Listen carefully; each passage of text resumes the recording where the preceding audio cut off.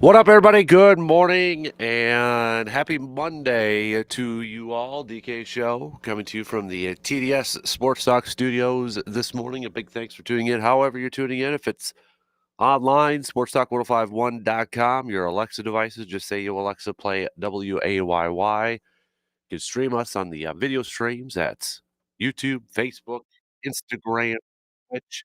And of course, those good old-fashioned radio dials, 105.1 FM and 790 AM.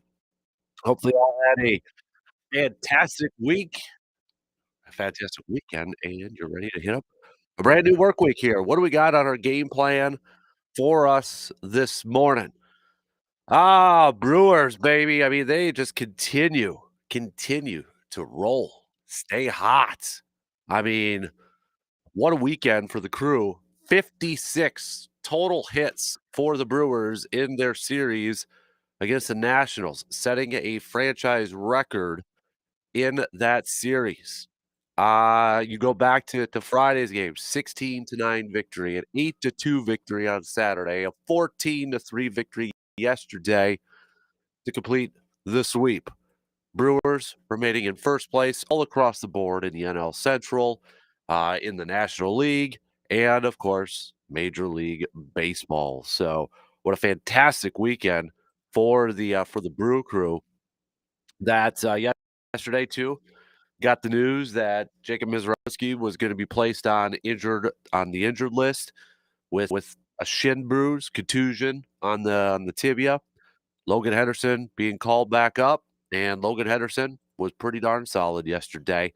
Doesn't get credited with the win, but nonetheless, it was Aaron Ashby who picked up the win. But Logan Henderson went 4 and third, giving up just 3 hits, 1 earned run, striking out 4.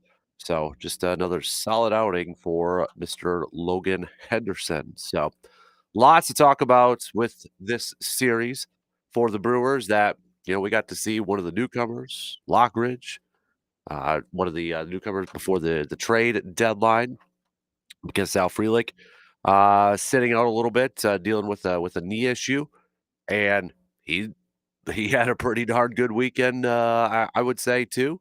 I mean, you look at what he did in the 3 games against Washington, 4 hits, 4 hits, going back to Friday, collecting a couple of hits.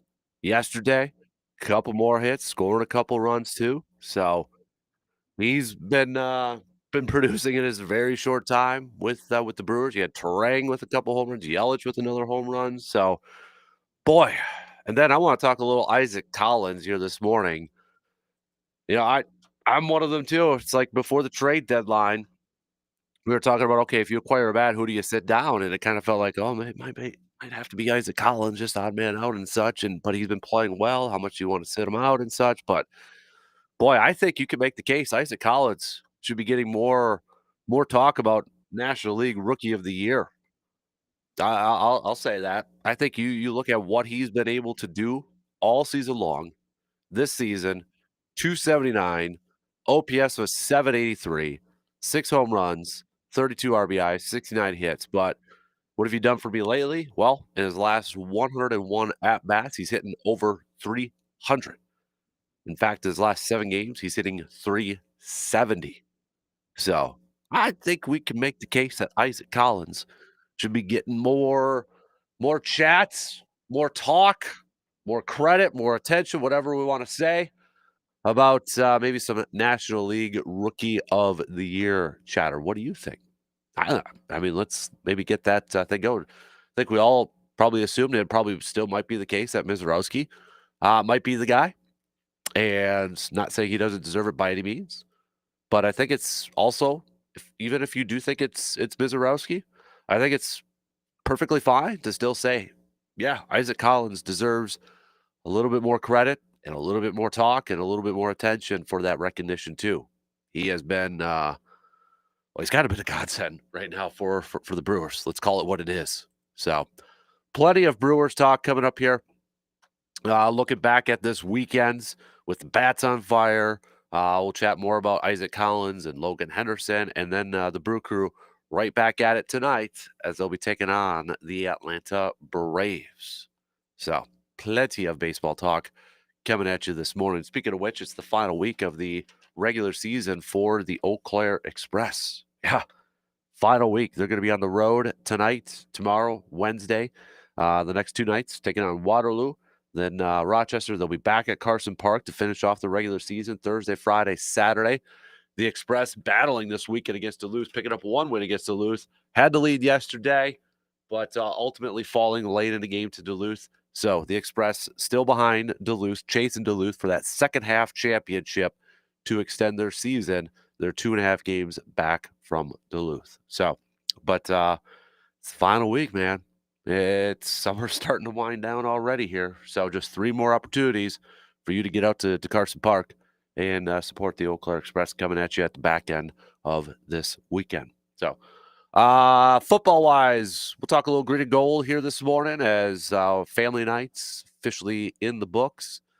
Kind of some reactions from family nights. Who kind of stood out and such? I think it's safe to say it was the Omar Brown show at family nights. One of the younger safeties last year was a pickup from the Packers after the Broncos had signed him after he went undrafted. Broncos released him. Packers stashed him on the practice squad. Got a little bit of snaps in last year, but it was the Omar Brown show at family night with 3 interceptions. And for somebody in his position, it's exactly what you need to do. You need to go out there. Yes, it was just a scrimmage. Yes, it was just a practice. But for somebody who's on a roster bubble and at the edge, that is exactly the type of performances you need to be putting together to try to make this roster the back end of that 53-man roster. And Omar Brown, well, he just went out there in the first time in the limelight in the stadium and gets 3 interceptions and impressive ones too, not just like all gift baskets and such. So, I mean, he was pretty darn solid. I think when you take a look at scrimmage and family night scrimmage on Saturday, that's the main thing that stands out. But there was other, I think, mostly solid defensive performances from some guys. Carrington Valentine had a couple nice plays. Lucas Van Ness, Kenny Clark, those type of guys. Kalen King had a good read on his picks. So might have been a night for the defense going up against the Packers offense in that scrimmage. But now we get our first preseason game coming up here this Saturday, taking on the Jets of New York at Lambeau Field. So we'll chat a little gritty gold, kind of do some updates on the Packers as we're entering our first full week of August here and the first preseason game week and such, but kind of some stock risers, if you will, for this Packers team at the back end of the roster for some jobs. And maybe Jordan Morgan making a push to get some left tackle talk to begin the season because of Rasheed Walker dealing with a groin injury. Jordan Morgan has been getting a ton of snaps at that left tackle position. So we'll talk a little grit of gold. It is Monday, so it's I'm not saying, but I'm just saying. Fill in the blanks and let us know. I'm not saying blank, but I'm just saying blank.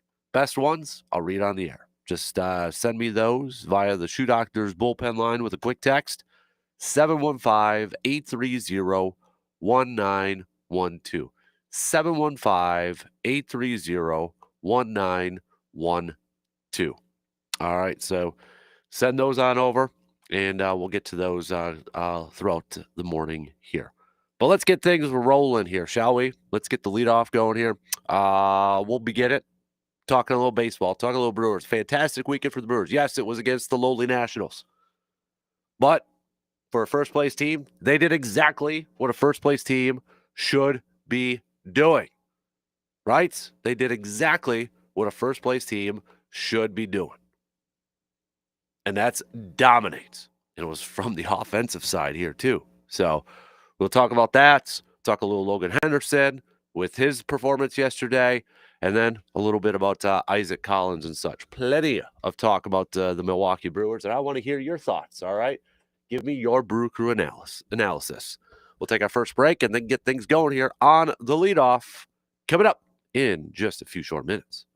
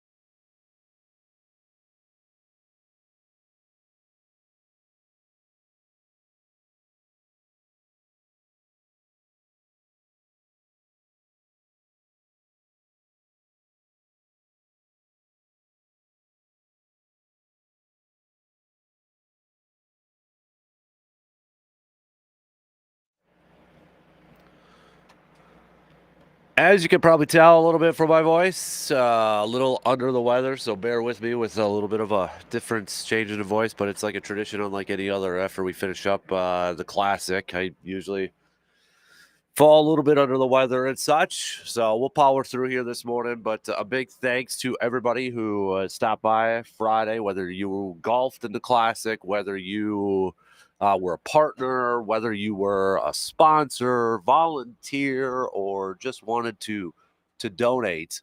A big thanks to all of you, because we had a little bit of everything. Big time shout out to Troy at Lake Kelly Golf and his entire staff. I mean, the setup was, I couldn't ask for a better setup from Lake Kelly Golf Course. So a big thanks to them. A big thanks to Park Ridge Distributing. That would be Nick, who between him and C-Bomb helping set up things in the morning for me while Brandon and I were on the radio and such. So a huge shout out to them. Huge shout out to Josh from Park Ridge Distributing as well. Edward Jones, financial advisor, Kelsey Nikolai, Carpet City Flooring Center, VFW Post 305.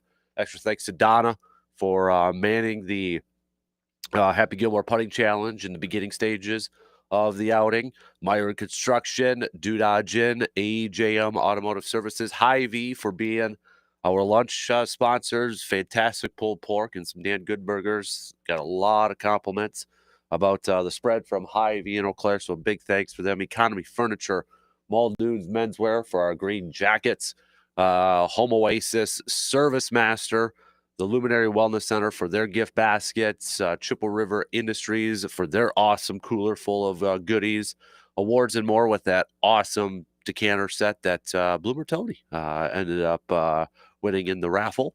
The Eau Claire Express, big thanks. Always count on Sammy and Craig for a raffle prize. Spectrum Industries with the gaming chair. Rocky and Brandon's mom with all of the prizes and support that they give and such. It was awesome seeing them. Pathways Professional Counseling with the donation. I got to give Chris. I don't know if you want to, but I'm just gonna say Chris C with a special shout out for a donation. Faunus family. Got to give a big time shout out to our guy, Mr. Berg, Brandon Berg, the Alchemist Hot Sauce for being a partner. Trillium Spinal Care. I probably left out a couple people, and I'm not doing it on purpose. It was just we had a lot of good supports from everybody. So a big thanks for making the fifth straight year that we sold out at the Classic. So huge thanks. And I was able to get back in time to watch my kids' baseball game. So even a bigger thanks for everybody helping with that too. So on to next year, right? Countdown is on to next year. All right, let's get things rolling here this morning, shall we? Talking a little baseball, talking a little Brewers baseball here this morning. You want to talk about a fantastic weekend? Boy, Brew Crew, Friday, I think a lot of us were a little maybe perturbed, upset, annoyed, down, frustrated that maybe the Brewers didn't make a ton of moves or big splashy moves before the trade deadline. So maybe from a fan's perspective, a little bit down. But the Brewers, if this weekend's any indication, are like, we're good. We good. We got this. Yes, I know it was the Nationals. I know the Nationals are not a good team. All right, I understand that. But if you are a legit first-place team, like the Brewers are, this is exactly what you do against teams who are having down years or who are just not very good. You go in there and you dominate. And you announce your presence with authority. And that's exactly what the Brewers did this past weekend. Starting on Friday nights, 16-9 victory. We got a little close there. Maybe get, maybe like, that ninth inning. All right, can we just knock it off a little bit there with McGee finishing off with the final two innings and such? It's like, come on now. But 25 hits for the Brewers in this game, in that 16-9 victory. Jose Quintana picking up his 8th win of the season, going 5 innings, 6 hits, 2 earned runs in the contest. Contreras having himself a night in the DH role, 5 hits, couple RBIs, 3 runs scored. You had home runs from him, Vaughn again, Perkins getting a couple. of home runs in that game. I mean, it was like the Blake Perkins show in his 6 at-bats in that game on Friday night. You had hits. You had 4 hits from Andrew Monasterio, for crying out loud. Joey Ortiz had 3 hits. The only person to not have multiple hits in this game was Jansen, who had 1, but he scored a couple runs. I mean, it was you get a hit, you get a hit, everybody gets a hit. It was the best Oprah impression in baseball for the Brewers in that game Friday night. Lockridge making his debut, batting in the leadoff spot, gets a couple hits.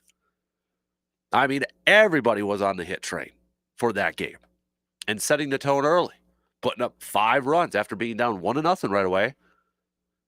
Brewers like, hey, we're good. Tied it up in a second, but then put up 5 in the third, 5 in the seventh, mixed in with 3 in the fifth to set the tone early. And then Saturday, you get to Saturday's game. The 8-2 victory where the Brewers started off hot. 3 runs in the first inning. Setting that tone early and getting Brandon Woodruff some run support early. Another game where they had 15 hits, another double-digit hit performance from the Brewers. Yelly with a home run, his 21st of the season. Frelick had a couple hits before leaving the game. Yelly, we mentioned with that home run, he had 3. Collins, a couple. Perkins with a couple more hits. Terang had 3 hits. It was an awesome weekend for Terang, too. But Brandon Woodruff goes out there, pitches 6 innings, giving up just 1 hit. Couple earned runs from that home run, but also struck out 8 in just 1 walk.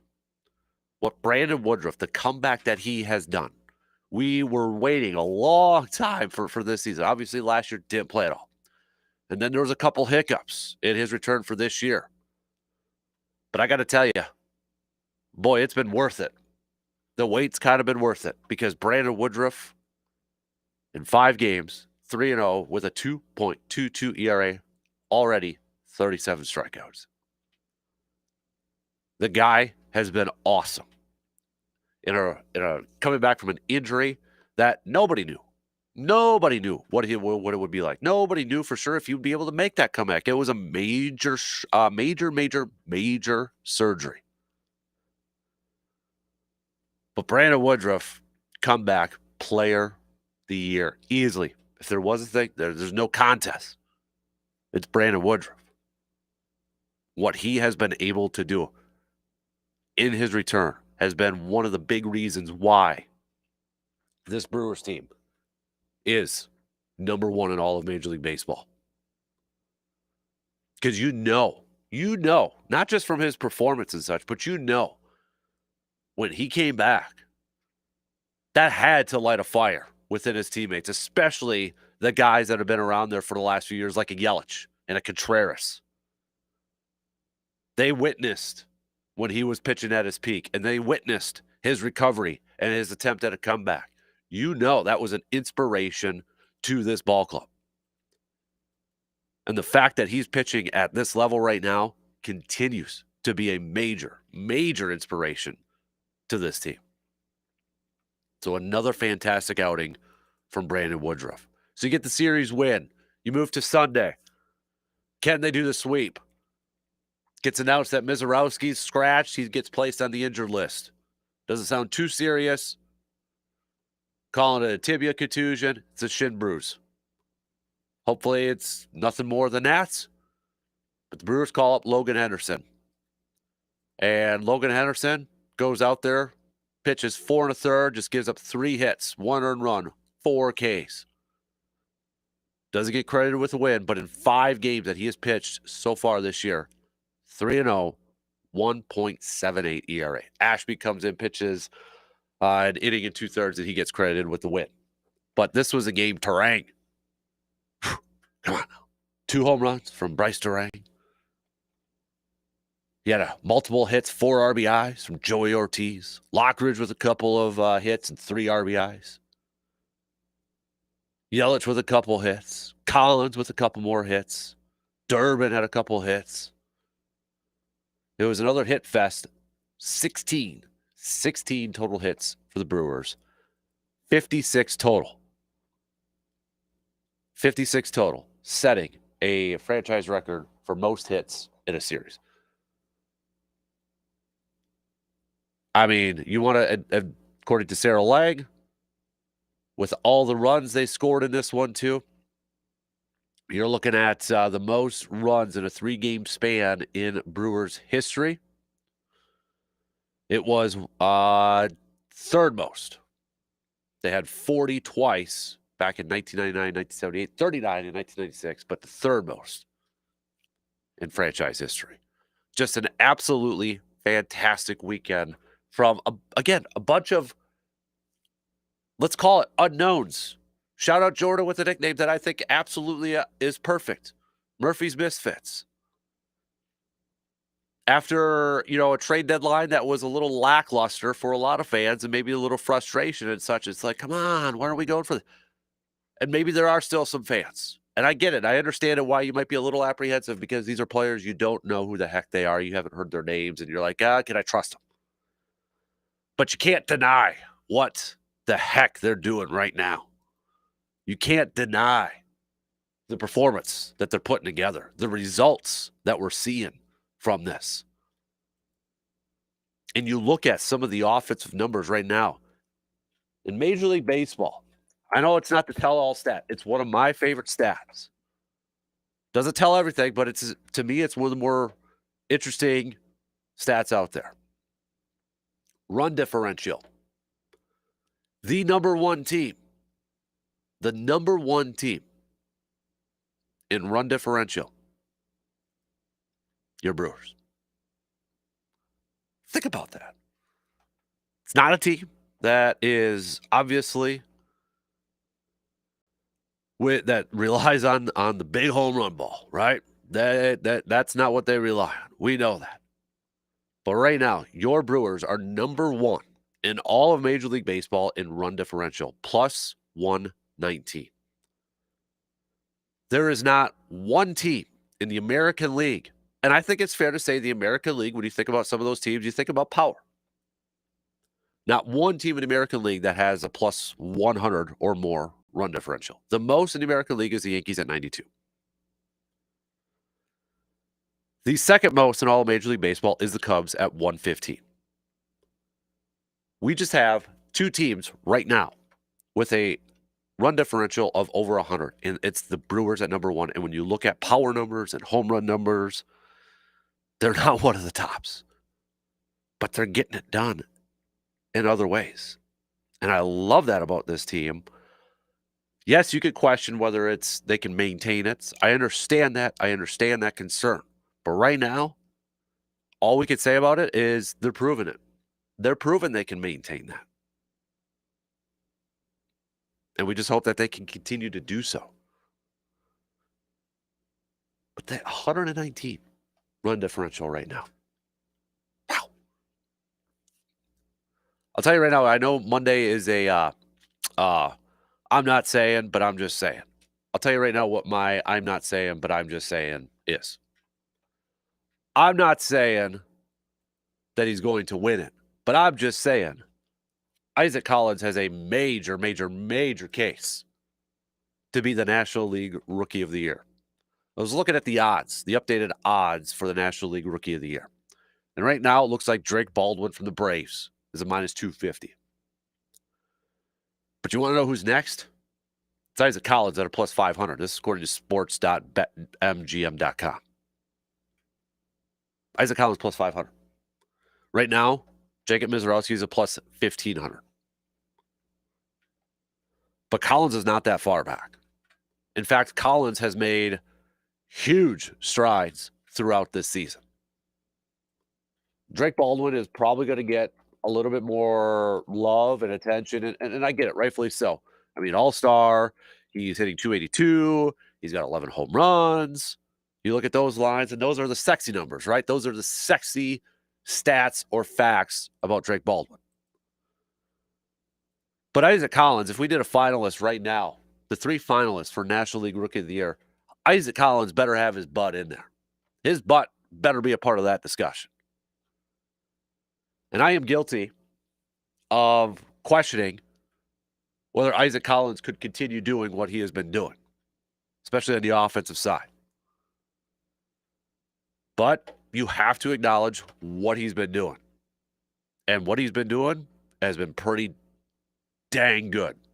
Pretty dang good. More than dang good. It's been awesome. This season, 279. Doesn't have the power, right? It's got 6 home runs, 32 RBIs. But you look at what he has done lately with this Brewers team in his last 101 at-bats. All he's been doing is hitting 307. Narrow it down to his last 27 ABs, 370. Isaac Collins. Think about this phrase that I'm about to say, and then just kind of go back. What if we said this in like April?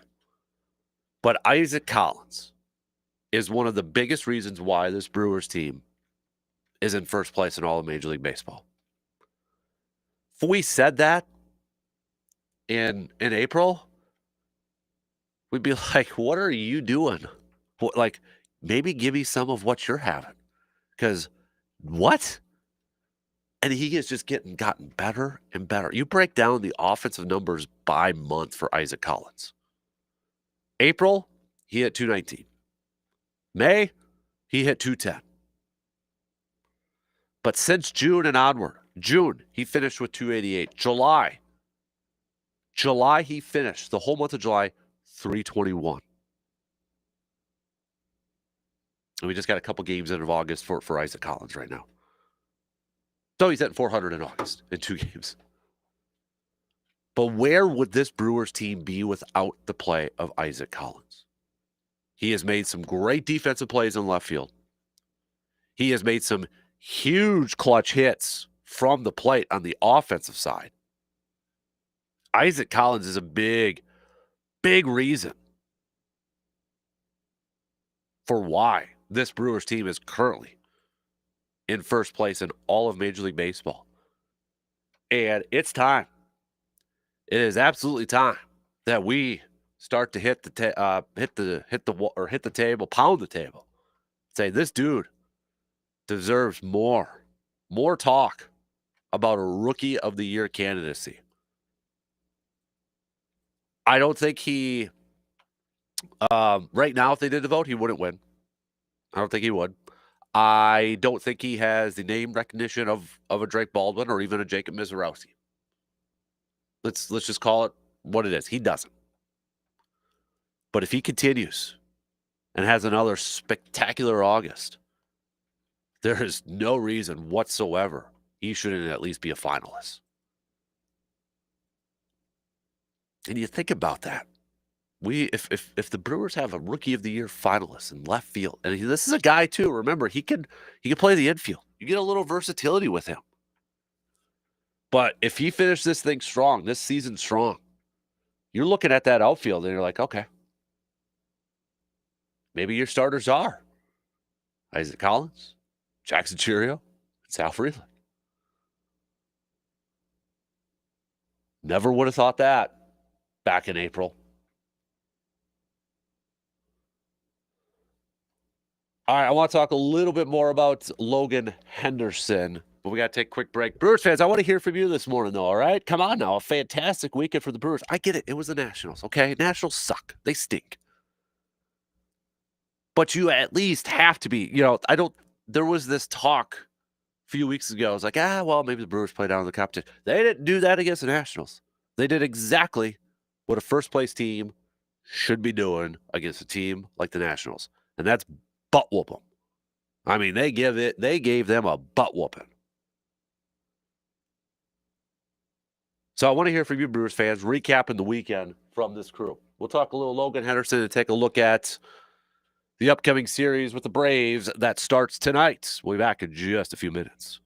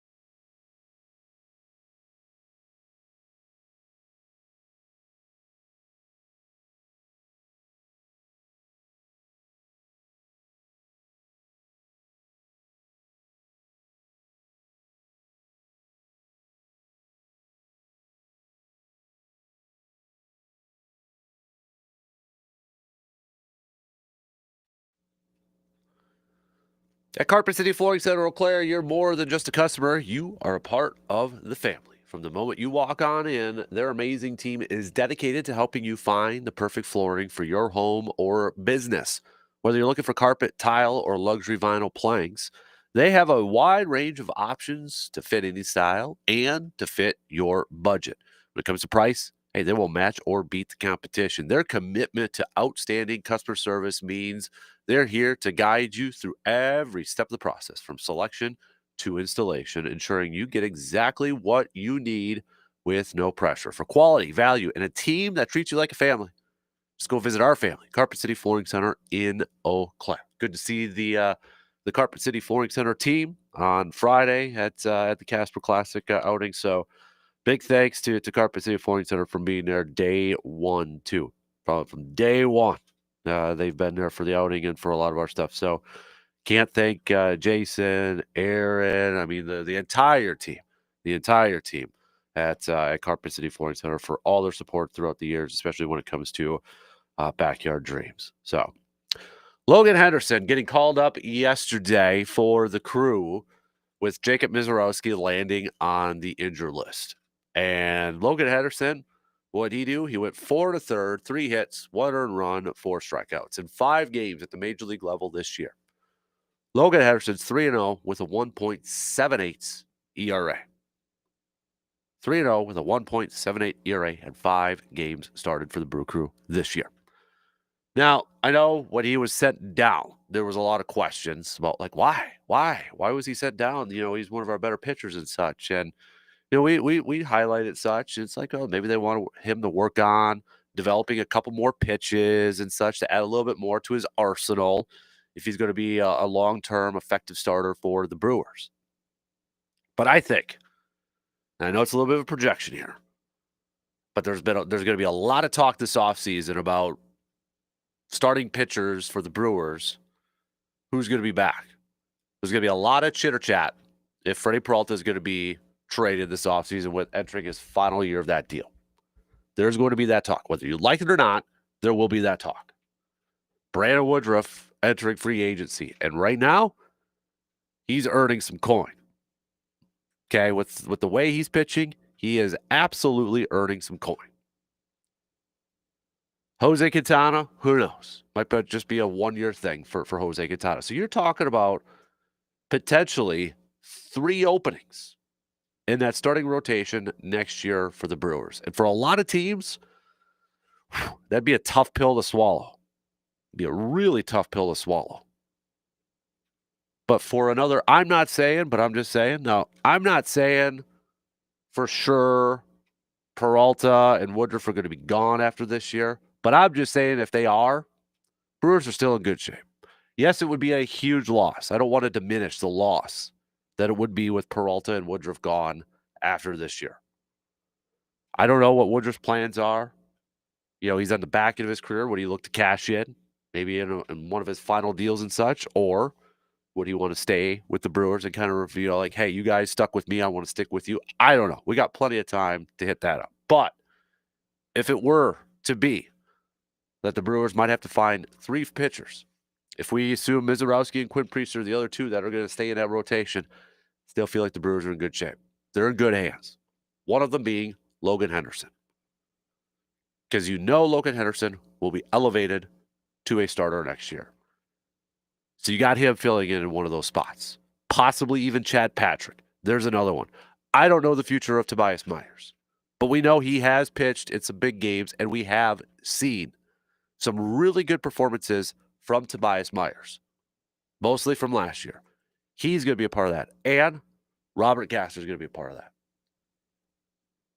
This should give you, if you're a Brewers fan and you're maybe a little bit worried about Freddie being traded next year or Brandon Woodruff getting a big deal elsewhere. Yes, they would be big losses. But you look at the depth that this Brewers team has in that starting pitching rotation. It's pretty darn good. It's pretty good. So kind of take comfort in that. Take a little bit of comfort in knowing that, yeah, they're going to be okay. They're going to be okay.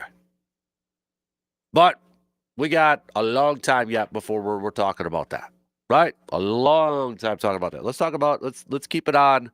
Let's keep our focus on what we're currently seeing from this Brewers team, which is a lot of fun. As Brandon's mom texted in, B's mom, great time on Friday. This Brewers team, I am giddy, man. Told you not to mess with the mojo. Who needs homers to win? Brewers will be back at it tonight on the road, taking on the Atlanta Braves. Taking on the Braves.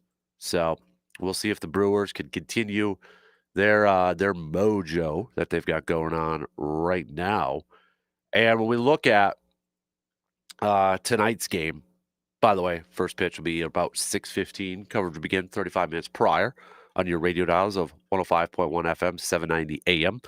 Yeah, Quinn Priester looking for his 11th win on the season, 10-2 with that 3.27 ERA. Going up against Eric Fetty. Got some Brewers hitters who are a little familiar with him with his hot time or hot minute with the Cardinals and such, but Eric Fetty, you look at what he's done this year and he's struggling. Let's call a spade a spade. He is struggling. 3-11 with a 5.33 ERA. There's a reason why the Cardinals moved on. Okay. In his first game with the Braves back on the 29th against Kansas City, he picked up the loss, going 4 2/3, giving up 5 hits, 4 earned runs. And I shouldn't say so far because we are done. But in the month of July, Eric Fetty 0-3, 10.54 ERA. June 0-4, 5.93 ERA. If I'm the Brewers, don't let this cat have a good game. He's been struggling. Don't let this game be the game where he's just going to look like a Cy Young pitcher out there. All right, attack. Continue to attack. Continue to be aggressive. William Contreras against Eric Fetty throughout his career has been awesome. In fact, there's a couple hitters with double-digit at-bats in their career against Eric Fetty that have been awesome. Contreras, 16 career bats, a couple home runs. All he's done is hit .563 with a 1.579 OPS. Awesome. Christian Yelich, 16 career at bats, 4 RBIs, 500, 1.181 OPS. Awesome. Joey Ortiz, 10 career at bats, 400, 1.000 OPS. Sal Frelick, we'll see if he plays tonight. 9 career at bats, 667. So, Terang, don't want to miss him. 9 career at bats, 333, 788. You've got some Brewers hitters, just some of your big hitters, your main squeezes with some good success against Eric Fetty. So there's no reason why this offense can't continue to pick up from this past weekend going up against the right-hander.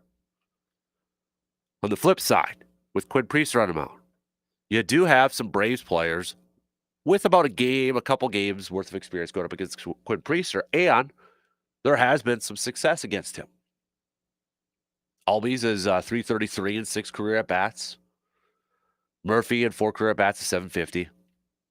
6 career at-bats, Riley's 333. So, I mean, you're talking about a game or a couple games. But I'll say this. Quinn Priester, different pitcher.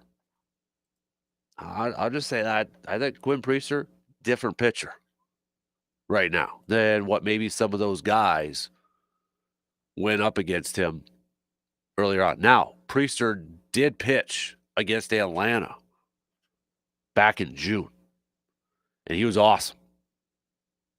Picked up the win, 6 innings, 1 earned run, 7 strikeouts, no walks. Did give up 7 hits, though. So they did get to see him a little bit this year.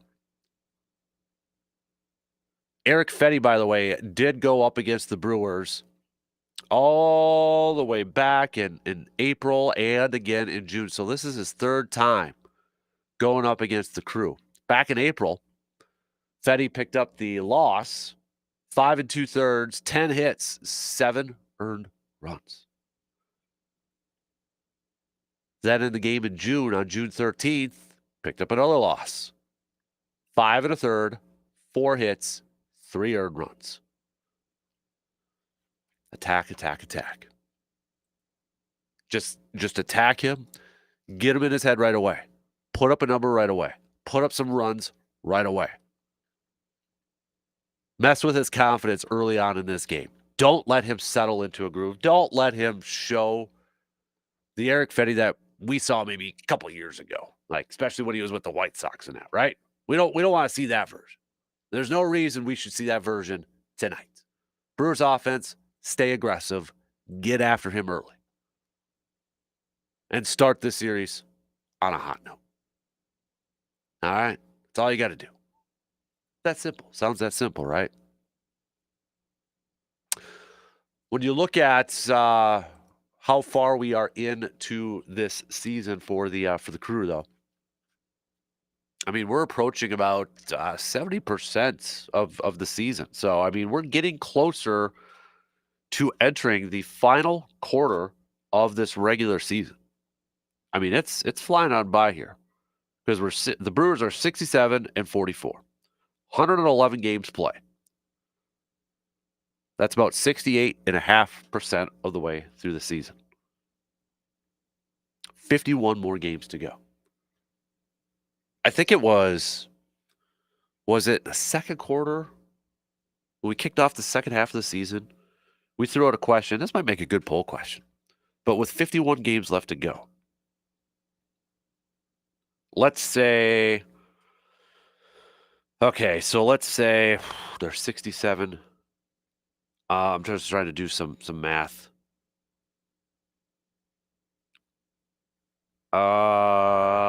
So they got to win 33 out of their 51 to hit 100 wins. Right? Is that it?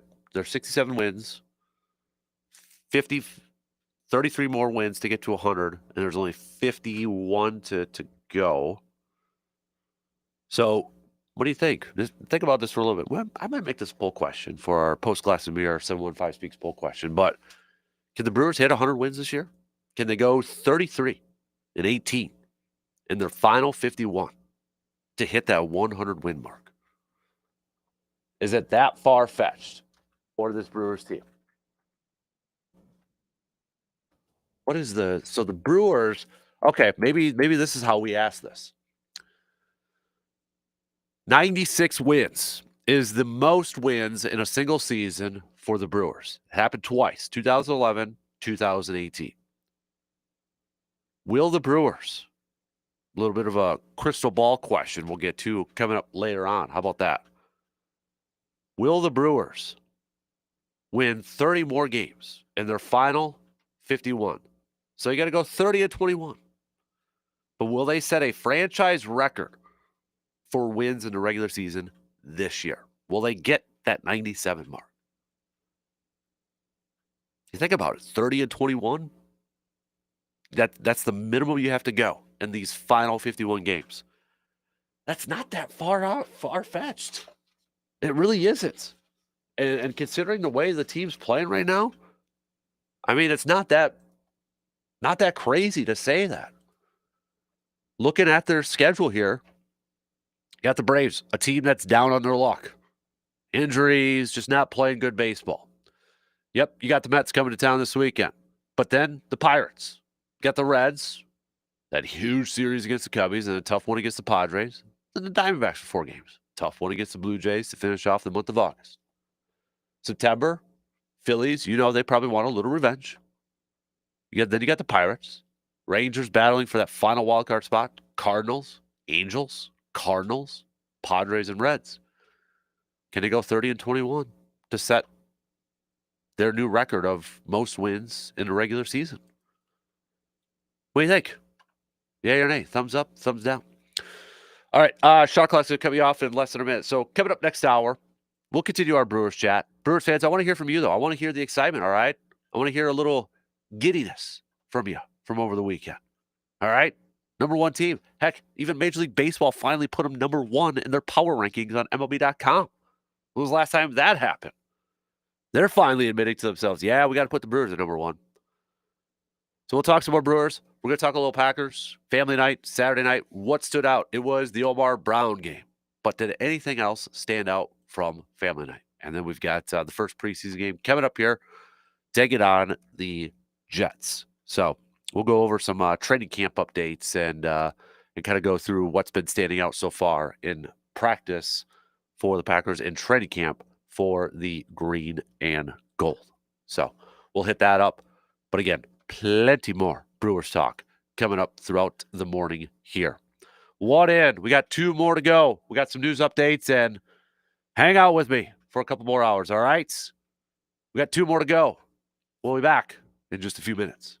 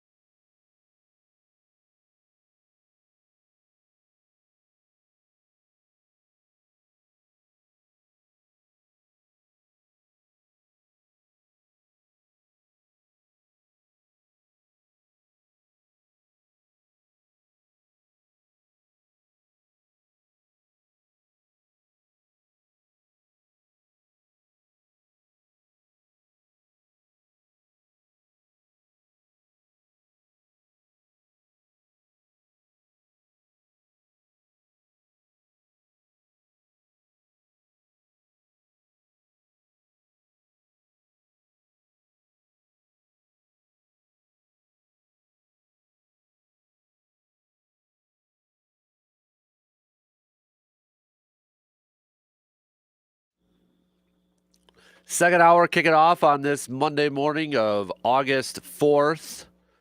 Appreciate you making us a part of your start of or part of this part of your morning. I'm trying to spit it out here. Yes, if it sounds like my voice is a little out, I'm a little under the weather, powering through, but it's like a tradition unlike any other after a big weekend and getting set for the classic. And now that it's over with, it's like the immune system is taking a break here too. So deal with a little cold, but we'll power through. So appreciate you hanging with me here this morning with a little bit of a voice change and such. But spent the first hour talking lots of Brewers. We'll continue to talk some Brewers throughout the morning. But I want to hear from you, Brew Crew fan. I mean, what a weekend. 56 hits, setting a franchise record for most hits in a series, in a 3-game series. Yes, it was against the Nationals, but I mean, come on, this is what you want, a first-place team, the team with the best record in Major League Baseball, going up against a ball club with the worst, I should say worst record, but going up against a ball club that's not very good. You want them to dominate like this, right? This is exactly what you want. You want them to dominate. So that's exactly what the Brewers did. A couple of texts here from Surveyor. Congrats, DK, on another wonderful classic. Couldn't have asked for a better day for it. Unfortunately, unable to hoist that King Kong size belt, but it was still a blast. Thank you to all the groups that made it so fun. I know my groups were full of wonderful gentlemen.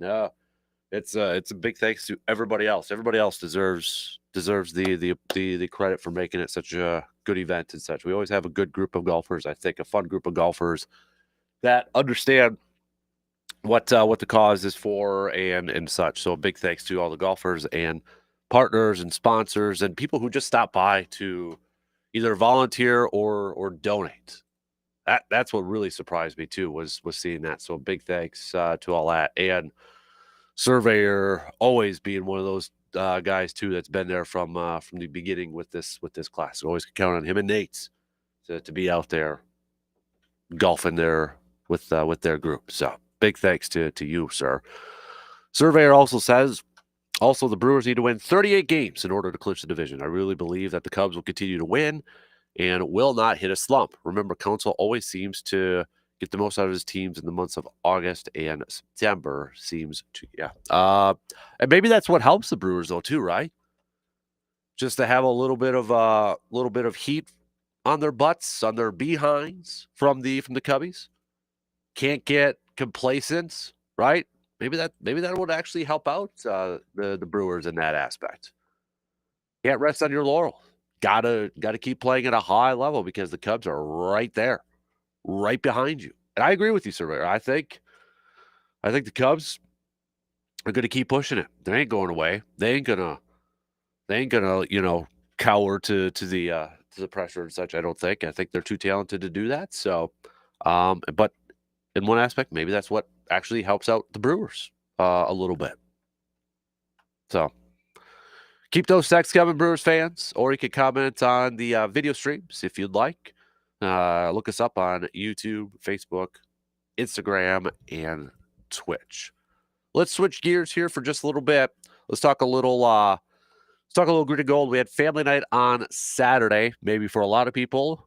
First glimpse of this team, whether you're watching on TV or maybe you went to family night and such. So maybe it was your first glimpse to see some of the guys in action so far this year. But I think if there's one takeaway that we could take away from the family night scrimmage on Saturday it was the Omar Brown show. 3 interceptions for the young safety. Came over to Green Bay after the Broncos cut him last year. He was an undrafted free agent. Broncos signed him. Broncos cut him in their final rounds of cuts back in August. Packers signed him, stashed him on the practice squad. And then he was elevated for a couple games as a practice squad elevation later on in the season and such. So not a ton of experience whatsoever. But not to make too much out of a scrimmage, this is exactly, though, what a guy like Omar Brown needs to do to make this 53-man roster.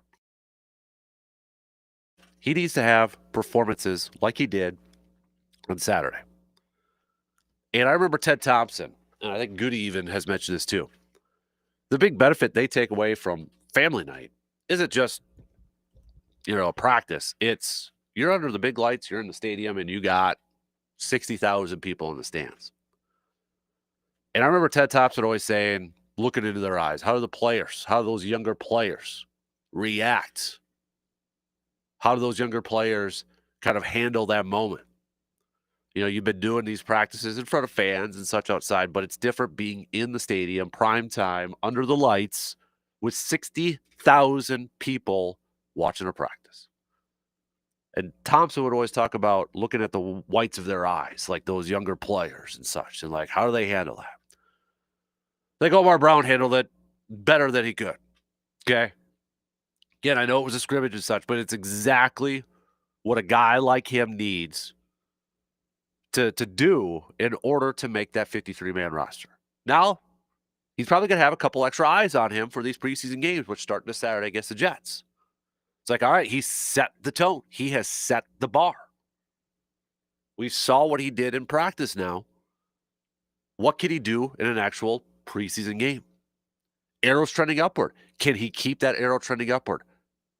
And that's the position if you're an undrafted player or a practice squad player or a late round rookie player, whatever. If you're a guy that is battling for a roster spot, you want to be able to control that narrative as much as you can. Now, Omar Brown does not control the narrative 100%, but he got a boost from his play on Saturday. Because if he continues to stack those type of performances and he continues to put together strings of performances like he did at Family Night, it's going to be hard for the Packers not to hold on to him. And as an undrafted guy or as a practice squad guy, you want to put the front office, the general manager, the coaching staff in a position where it's hard for them to say, yeah, we cannot not keep him. We got to keep him. What he did, he played his way on his team. And right now, Omar Brown, that's trending up. But can he continue to do that? Overall, it was a good night for the defense. If I didn't get a chance to watch it or such, I mean, outside of Omar Brown, you had Kalen King, I thought, had a really good read on one of his interceptions.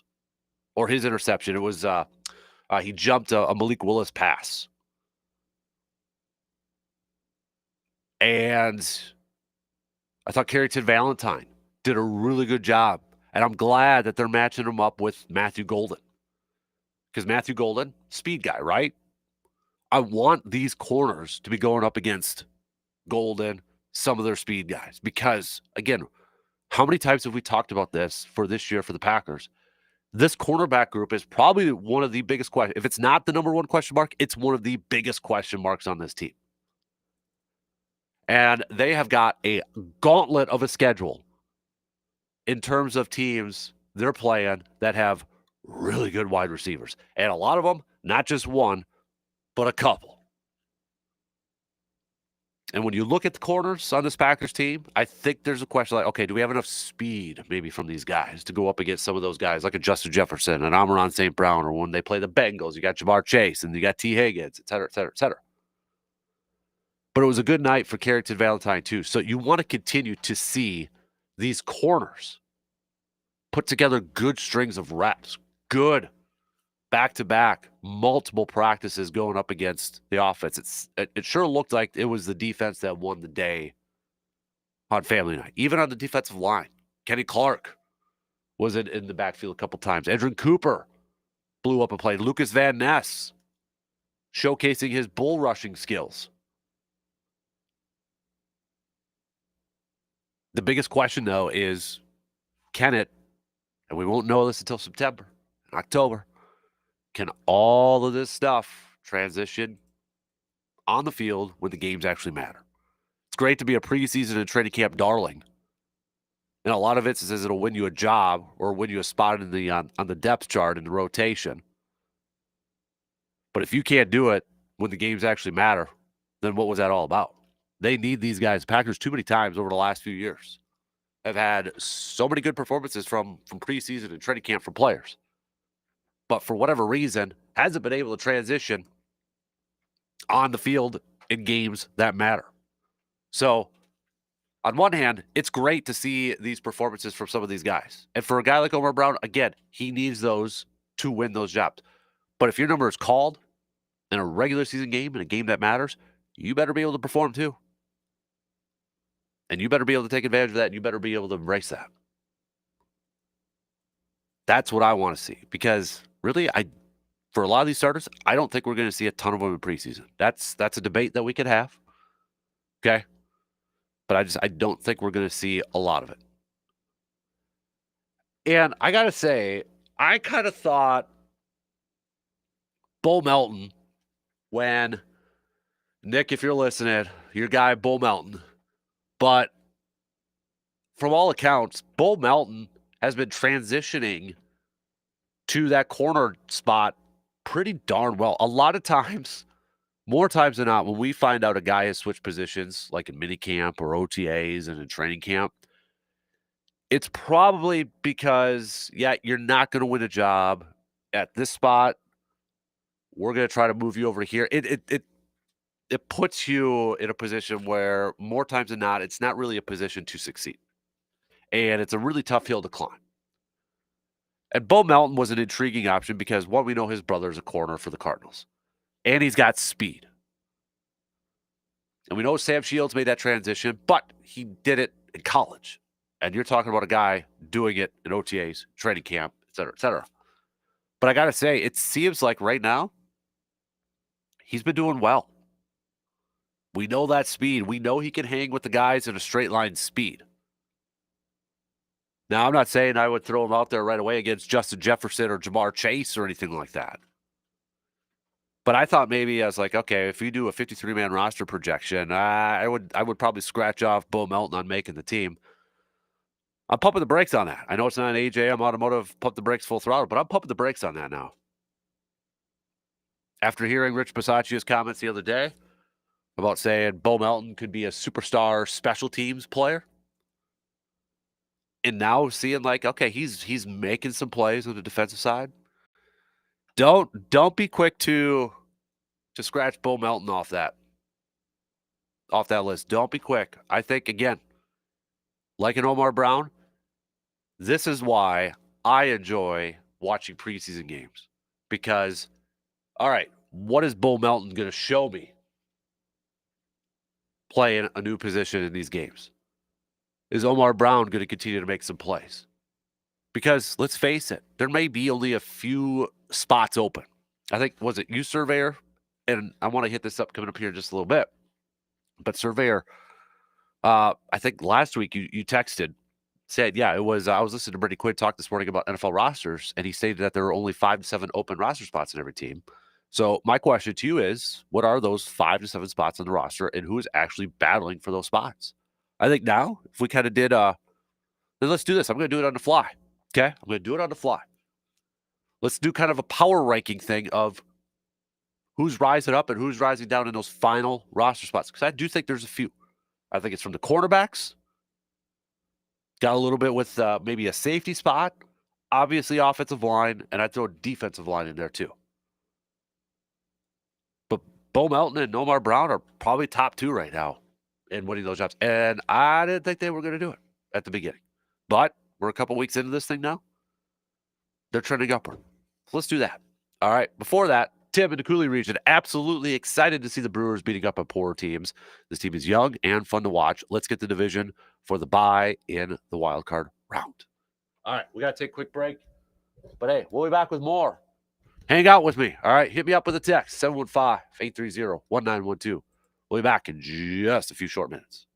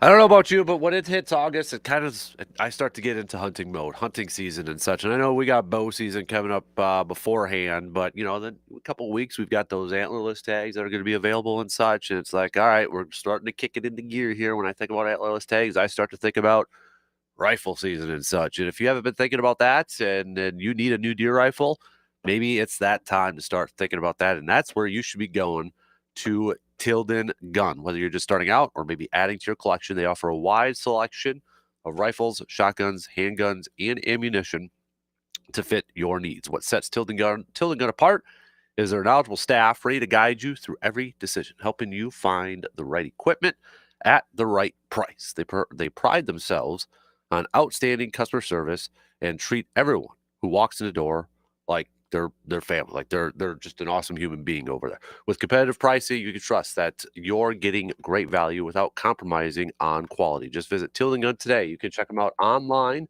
at tildengun.com or check out their shop, 12427 90th Avenue in Chippewa Falls. So, Surveyor had asked this question late last week. And since we were talking a little bit about family night and such, and, it's kind of the Omar Brown game on Saturday. And looking at, I think his arrow is trending upward now to or to earn a job on his roster, maybe even a little Bo Melton. And Surveyor had asked this last Thursday. Said, "Good morning, DK. I was listening to Brady Quinn talk about NFL rosters, and he stated that there are only 5 to 7 open roster spots on every team. So my question to you is, what are those 5 to 7 spots on the roster, and who is actually battling for those spots?" So I look at, now this is just my opinion. Everybody's probably going to have different thoughts on it. And I understand that and respect that because really we don't know the truthful answer and such. But there are 3 for sure position groups that I feel like depth-wise, there's some jobs open. Now, I'm not going to say like these are just where the 5 to 7 spots are going to come from, just these 3. These to me, though, and just in my opinion, are the main ones. And I'll start off with the offensive line. Now, assuming everybody's healthy. Okay, let's operate under that assumption. Assuming that everybody's healthy. I think there's 7 locks on this offensive line. Zach Tom, Sean Ryan, Elton Jenkins, Aaron Banks, Rasheed Walker, Jordan Morgan, and Anthony Bell, the rookie second-round pick. Those are 7. The question now comes to how many the Packers end up keeping. Sometimes teams keep 8s. They'll stash a couple more on the practice squad. Sometimes teams will keep up to 10. We've seen the Packers do that before. So you're talking about anywhere, probably from like 1 to 3 potential spots open on the offensive line. And that's going to be between Jacob Monk, who I think probably has a slight advantage because of him playing some center and such. John Williams is a rookie, but he's been out. Travis Glover had a little bit of experience last year. You've got Brant Banks, Trey Hill. I know they like Kadeem Telfort, Donovan Jennings. But those are the guys that are probably battling it out for anywhere from 1 to 3 spots. And if I had to say one person that is above the group of, if I had to list the number 1 power ranker or power ranking guy on this, between Jacob Monk, Brant Banks, Donovan Jennings, Kadeem Telfort, Trey Hill, John Williams, and Travis Glover, I'd probably go Jacob Monk. So then you're up to 8 because I think there's 7 locks for sure. Again, assuming everybody will start the season healthy. That's 8. The question is going to be, how many do they end up carrying? It could be anywhere, I feel like, from 8 to 10. And it's all going to kind of fit together after they do their final roster cutdowns, early part of September, end of August. So I look at that group. I look at the corners. Corners are a big one here because it's such an intriguing group when you factor in that their slot corner is also a safety, or their nickel corner is also a safety, right? But I think you've got 4 locks if we count Javon Bullard as part of this cornerback group. Nate Hobbs, Keyshawn Nixon, Carrington Valentine, and Javon Bullard. Those to me are the locks. Again, if we factor in Javon Bullard as the nickelback, because you could also put him in as a safety, right? Could throw him in there too. Have a little versatility with that. Maybe that helps open up a spot elsewhere in the final cut notes. But then the question is like, okay, how many corners are they going to keep then? I think it's going to be anywhere between, if we have 4 there, 2 to 3. Anywhere from 2 to 3. That's just my gut. So then you're carrying about 6 to 7. So who are those guys then when you're talking about just the cornerback spots? And honestly, I think we kind of have to factor in the safety group with it too. But you look at it, it's like, okay, Kalen King, Micah Robinson, Isaiah Dunn, Gregory Jr., Kamal Hayden, Bo Melton. You throw a little bit about the safeties in there. Omar Brown's now making a push. You know, depth charts are resourceful and such, but they're not always accurate. But if you look at it right now, he's the 3rd safety. Can he push a guy like Zane Anderson out of that top 4 spot? Or Oladapo, rookie from last year. So, and then you factor in the Bullard aspect. Well, he could be a backup safety too.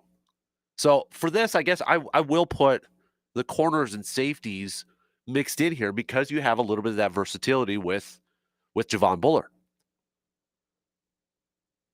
But if we talk about just straight up corners, I think there's 4 locks. And you're talking about possibly 2 to 3 more openings. Maybe that means you keep Omar Brown and you're going to keep 5 safeties. Bo Melton's trending upward now. Kalen King, I think the names to watch for those final couple spots are going to be Omar Brown. I know he's a safety, but it's going to factor in the decision. Kalen King, Hayden, and then Micah Robinson. Those are kind of the names I think we have to look at for these next 3 weeks to see, are any of those guys going to solidify or earn a job or win a job.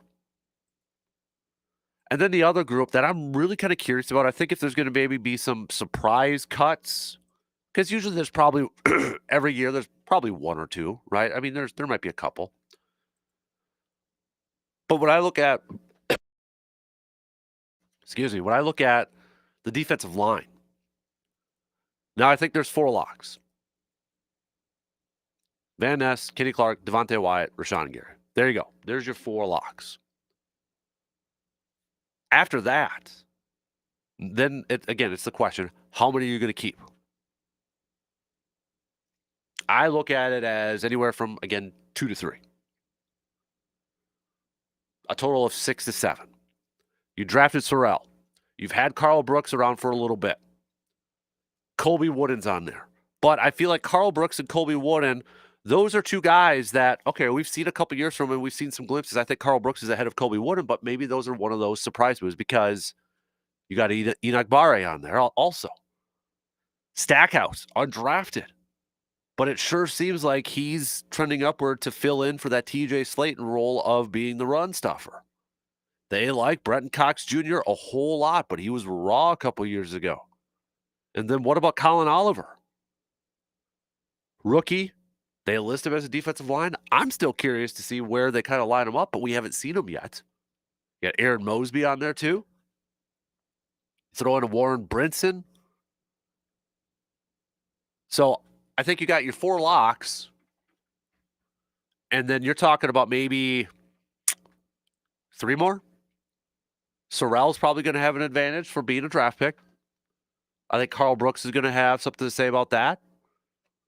And then maybe it kind of comes down to Stackhouse, Brinson, Enoch Barre, Colby Wooden, Brenton Cox Jr., and Colin Oliver. But right now where it's trending, he might start season on maybe a pup list or something like that. But I look at the depth of that defensive line, and outside those top 4, there's some intriguing decisions to be made. Do you go with what you know with the Carl Brooks and Kobe Wooden? Do you look at that and be like, "You know what? Maybe we don't feel like they have elevated their game enough, improved enough for our liking. We're gonna go with the younger route." Sorrell, Brinson, Stackhouse. Pay attention to that group in these next 3 weeks. I'll throw a couple more position groups on here as, like, some sneaky ones, like, maybe some wild card ones. I do think you look at running backs with the Marshawn Lloyd injury. I know they're downplaying it and such with the groin, but it's another groin from last year. You got Emmanuel Wilson on there. They love Chris Brooks. He is such a versatile runner in the backfield. But I think you look at that group and, like, is it possible they keep 4 running backs instead of maybe just 3? Because they love Emmanuel Wilson and they love Chris Brooks. That might be a curious one to kind of pay attention to. And then the wide receivers I'd throw in there too. I mean, I think you've got the locks. You've got Jane Reed, Matthew Golden, Romeo Dobbs, Dontavian Wicks, Savion Williams. That's 5. 5 locks. Christian Watson is going to start the season on the pup. How many more receivers? I say 1 or 2. I don't think they need to carry 7. But we have seen Green Bay carry 7 wide receivers before. So it might just be 1 more. And that's going to be between Mecole Hardman, Malik Heath, Will Shepard, Julian Hicks, Cornelius Johnson, who had a really good minicamp, Sam Brown Jr. They going to go with the veteran of Hardman and help out special teams that way, Malik Heath. He was an undrafted guy. He's made some big plays, not a ton of opportunities, but the team loves him. So I look at, a sneaky one there. I think we got a lot of locks. Lock it in with Reed, Golden, Dobbs, Savion, and Dontavian. Watson's going to start the season on the pup. There might just be 1 spot open. And honestly, right now, if I had to pick it, it's probably between Malik Heath and Hardman. And I think the advantage is going to go to Mecole Hardman because of special teams, maybe doing a little bit of end arounds and jet sweeps and that sort of stuff. So, yeah, I would agree with to kind of bring it back with what Brady Quinn said about maybe every team's got about 5 to 7 open roster spots.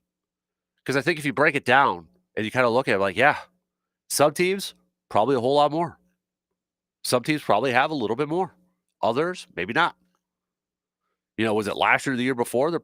It seemed like there really wasn't a ton of jobs opened up for Green Bay.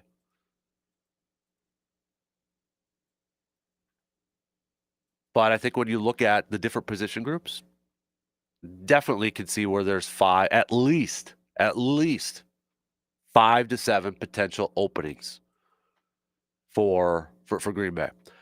Jim texted a little bit earlier. Thoughts on Micah Parsons being a trade target for the Packers? Okay, so I'll start off by saying this. I would love it. Okay, I think that would be awesome, but I would be shocked if it happens. Now, I won't completely shut the door on it because I think on one hand, you can look at, because I think it was Adam Schefter that said this, possible trade comp comparison. What could Dallas potentially get in return for Micah? Now, I don't think he gets traded. Right now, I don't think he gets traded. But a potential trade comp would be to what the Raiders got for Khalil Mack to the Bears. And that was a couple first-rounders, right? You had the Bears sent the Raiders 2 first-round picks, a third-round pick, and a 6th-round pick in exchange for Mack and a 2nd-round pick. And then, of course, Khalil Mack got that huge contract. And if we remember our history, Green Bay was in the running. And in fact, remember Randall Cobb said this. Randall Cobb went to bed that night thinking Green Bay had acquired Khalil Mack. And he woke up the next morning and the Bears had swooped in and got him. And we heard John Gruden talk about, well, they decided to take the Bears offer because they thought the Bears would have the better draft picks. They assumed Green Bay would finish higher, better record, and not have as good as of picks. Didn't turn out that way.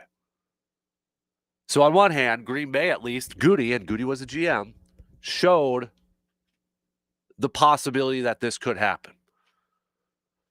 The reason I don't think it happens is, one, you're going to have to sign Micah Parsons to a huge deal. That's what this is all about. He's probably going to set the record for an edge rusher or be up there. He's going to probably set the record in one category and be one of the top 3 pass rushers. And with the Packers already kind of looking at 2026 in some salary cap situations, I don't think Green Bay is willing to do a big contract deal for that. I also think there's a little bit of ego in play in this. Because Green Bay, we talked about those locks on the defensive line. 4 first-round picks right there. 3 of the 4 were drafted by Goody. The one that wasn't, Kenny Clark. But Goody was on staff. I think there's a little ego in play that Goody wants to see those guys pan out and work out. I don't think he's ready to throw the towel in any of those guys yet. So while fantasy football, Madden football, me as a fan, yeah, I think Micah Parsons would be awesome. Hendrickson would be awesome. I don't see it playing out for Green Bay. Do they need improved play from the pass rusher? Oh, heck yes, they do. Heck yes, they do. But I think it's a combination of those 3 things. One, the size of the contract and the salary cap situation that Green Bay is going to be in next year. And maybe a little bit of ego at play because, hey, those are my guys. I want to make sure those guys pan out, get another shot to maybe prove me right too. All right, we got to take a quick break. We'll be back to finish up the second hour after these quick words.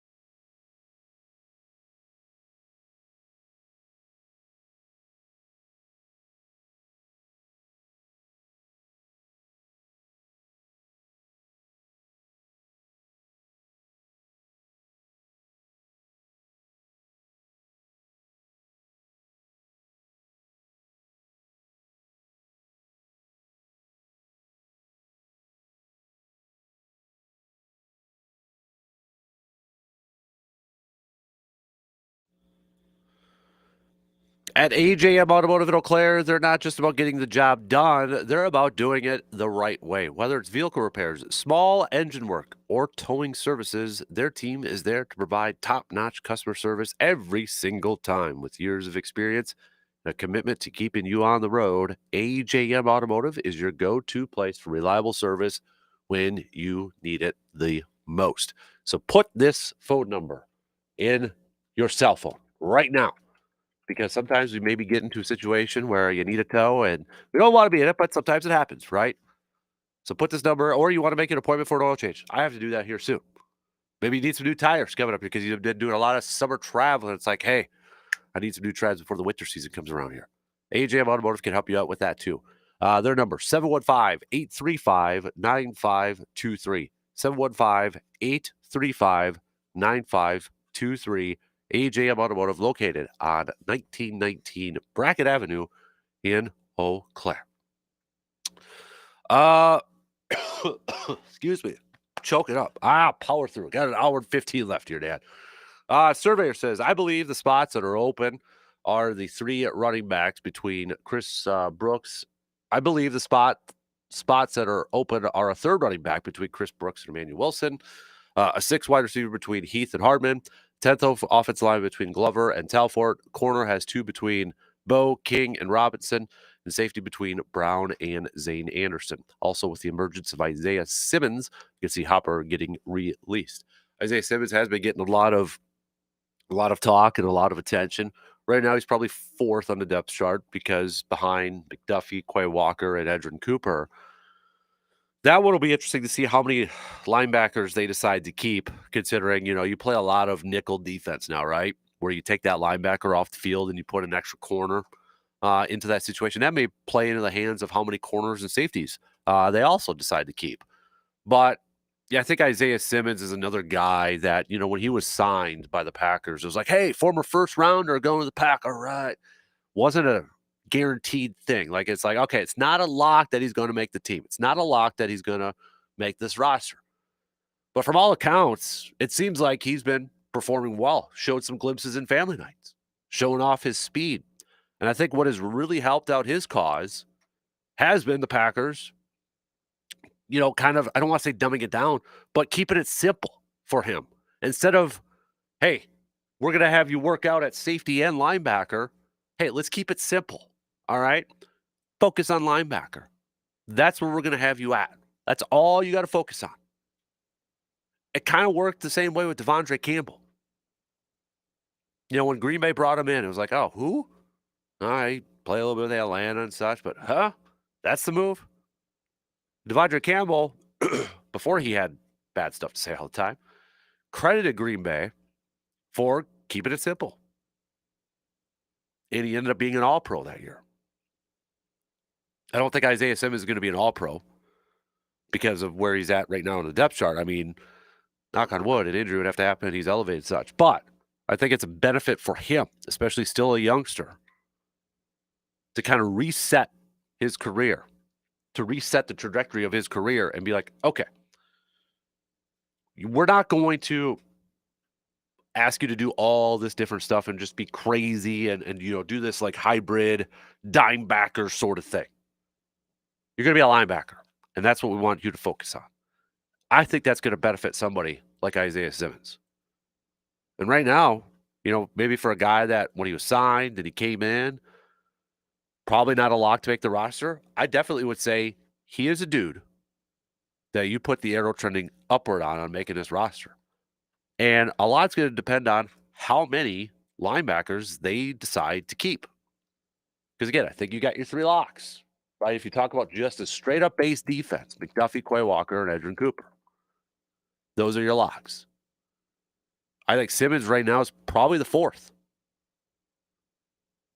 But you got Hopper coming in, who's a third-round pick from last year. I mean, a third-round pick is nothing to snuff at. However, we didn't see anything from him last year. And when he was drafted, it kind of felt like, and I remember saying this, all right, that was a pick straight up for special teams.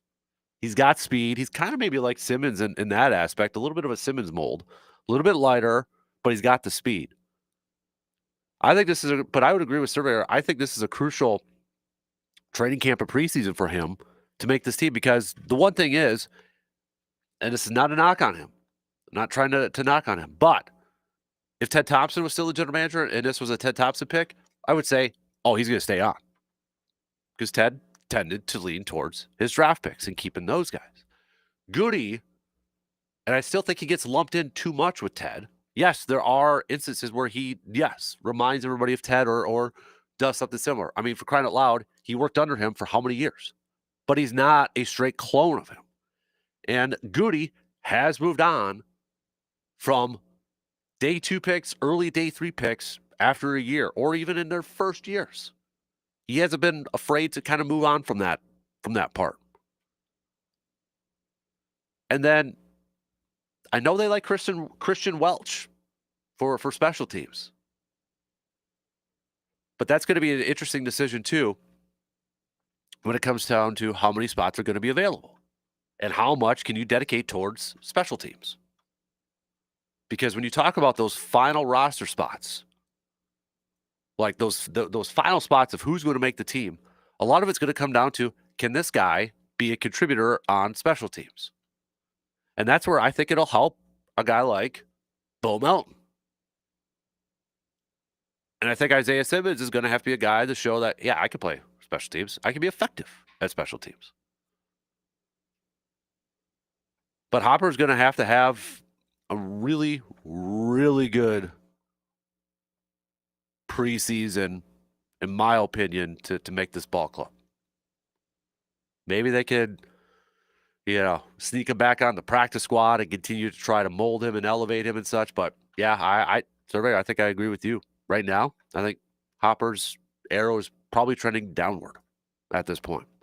But we still got preseason games to go to. And that's why, again, I enjoy preseason games, because I want to see, okay, who's winning the job this week? Whose arrow is trending upward this week? Whose arrow is trending downward this week? In terms of filling out those final roster spots. It is boring, you-know-what football, okay? I'm not going to sit here and argue that it's awesome football, it's entertaining football. 75%, probably even higher. It's a dud. Once in a while, you have some good plays or good drives. It's like, okay. Like, I remember one preseason game I went to back in 2010. I think it was a Thursday night game. Colts were coming to town. I went because I wanted to see Peyton Manning. And Peyton Manning played for a little bit. But that was a highly entertaining game because the Packers dropped like 50-some points, 50-something to 10. Not every preseason game is like that, okay? But I enjoy watching it because that's my opportunity to pretend, put on a little bit of a scouting cap and say, okay, I think this guy may be trending towards making a roster or getting a spot on here. Or in the other aspect too, it's like, okay, these are the guys that are probably going to make a team. I want to get a glimpse of them in case their number is called during the regular season. If they're out on that field, what do we know about them? What did we see from these games to kind of give us a little bit of a glimpse of what to expect in real game action? And I'll be there Saturday night's game. I'm going to go there. So probably a topic for a little bit later on in the week, but I'll throw it to you right now just to kind of simmer on it, think about it for a little bit. Do you want to see Jordan Love play in the preseason? Do you want to see, and how much? Do you want to see him play a little bit in every game? Do you want him to play just a half of one game? How much do you want to see Jordan Love in the preseason, or in that aspect too, a lot of the starters? Do you think they need to play more in the preseason this year? You've heard some teams kind of talk about, we're going to play some of our starters a little bit more in preseason. Joe Burrow was one of them. I think, was it Jalen Hurts, maybe two? Don't quote me on that one. But it's a topic every year, right? It's a debate every year when we get to the preseason. Okay, and back in the day, you could always count on that third preseason game was like, okay, that's the best preseason game because the starters, more times than not, played the first half, right? I mean, crying out loud, 10, 15 years, however long it was, I'd look at that schedule. I'm like, please let the third game be at Lambeau. Let that third preseason game be at Lambeau because I'm like, at least I'm going to see the starters for maybe a half. Because that was kind of the norm, right? Was it the Ravens or somebody else? I think it was the Ravens. Maybe it was the Lions. Somebody, or no, maybe it was Andy Reid. I can't remember. I think it was Andy Reid, actually, a few years ago. No, no, no. Now I'm going back and forth. It was Fisher from the Titans. He would always play his starters the fourth game, the first half, because the Packers would a lot of times play the Titans for that fourth game. I remember one time going to one of those games. Gosh, Favre was still the starter, but it was weird because it was a Friday afternoon game. Friday at like 3:00. Because at that time, it's like, we want to get these games in before high school football, giving a little love to high school football. But I remember being at that game, I'm like, this is weird. A Friday, sunny, gorgeous afternoon, Friday at 3, watching a Packer game. Getting home at a reasonable time, too. But those days are gone. You know, you can't count on, hey, that third game is when you're going to see the starters play for a whole half. Now you only have 3 games, and now everybody just kind of has their different philosophy. But back to the question. How much do you want to see Jordan Love play in the preseason? How much do you want to see him get some work in? Do you feel like he needs a ton of work, or some of these starters? You know, maybe you're the mindset. A little bit of a different offensive line. New center. Yes, he's been around for a while, but you got a new guard, Aaron Banks. Maybe we'll see if Jordan Morgan can, take the spot away from Sean Ryan, or maybe he takes it from, or not Sean Ryan, Walker. Maybe he takes away the right guard for Sean Ryan. I don't know. Maybe you want to see those guys in action a little bit. And there's probably certain guys you don't want to play in the preseason. Maybe like a Josh Jacobs or a Xavier McKinney. You're like, yeah, those guys are good. We're good with those dudes. All right, don't get hurt. Do you want Jordan Love to be on that field with Matthew Golden for a few reps, just to kind of, it's one thing for practice to emulate it. But I will say it's different, in my opinion, when you're in the huddle and you get to the line of scrimmage. Yes, you keep it at vanilla, but to work on your checks, your hard counts, you got Matthew Golden coming in, new guy. It's going to be a lot expected from him his rookie year. Might want to get a little experience with him, with that hard count from Jordan Love, with the timing and such. We talked about it how many times with Aaron Rodgers with new receivers. Same should be said about Jordan Love in that too. So think about that for a little bit. All right, if you want to text me down with that, go for it. I don't care. But how much do you want Jordan Love to play in the preseason this year? Do you think it's important? Do you think it's valuable for this year to him, for him to get some playing time in the preseason? All right. Final hour, we're going to get back to some more Brewers talk. Brewers fans, I want to hear from you, though, after this weekend where the bats just exploded. And let me throw another question out to you. All right. Does Isaac Collins deserve Rookie of the Year more than Jacob Mizorowski? Who has the better case? Not who you think will probably finish higher. Try to take away the name, popularity, recognition out of that. But do you think, from just a play standpoint, Isaac Collins deserves to be, at this point in time, Rookie of the Year over Jacob Mizorowski? I know we got Drake Baldwin from the Braves, who's the odds-on favorite right now, but just keeping it from a Brewers perspective, does Isaac Collins deserve it more than Mizorowski right now? Got a couple minutes to think about that, okay? Don't forget, send me your I'm not saying, but I'm just saying, too. Final hour for that. 2 in, 1 more to go. Hang out with me for 1 more hour, people. I know the voice sounds weird. 1 more hour. But I need you. Hit me up with those texts or comments.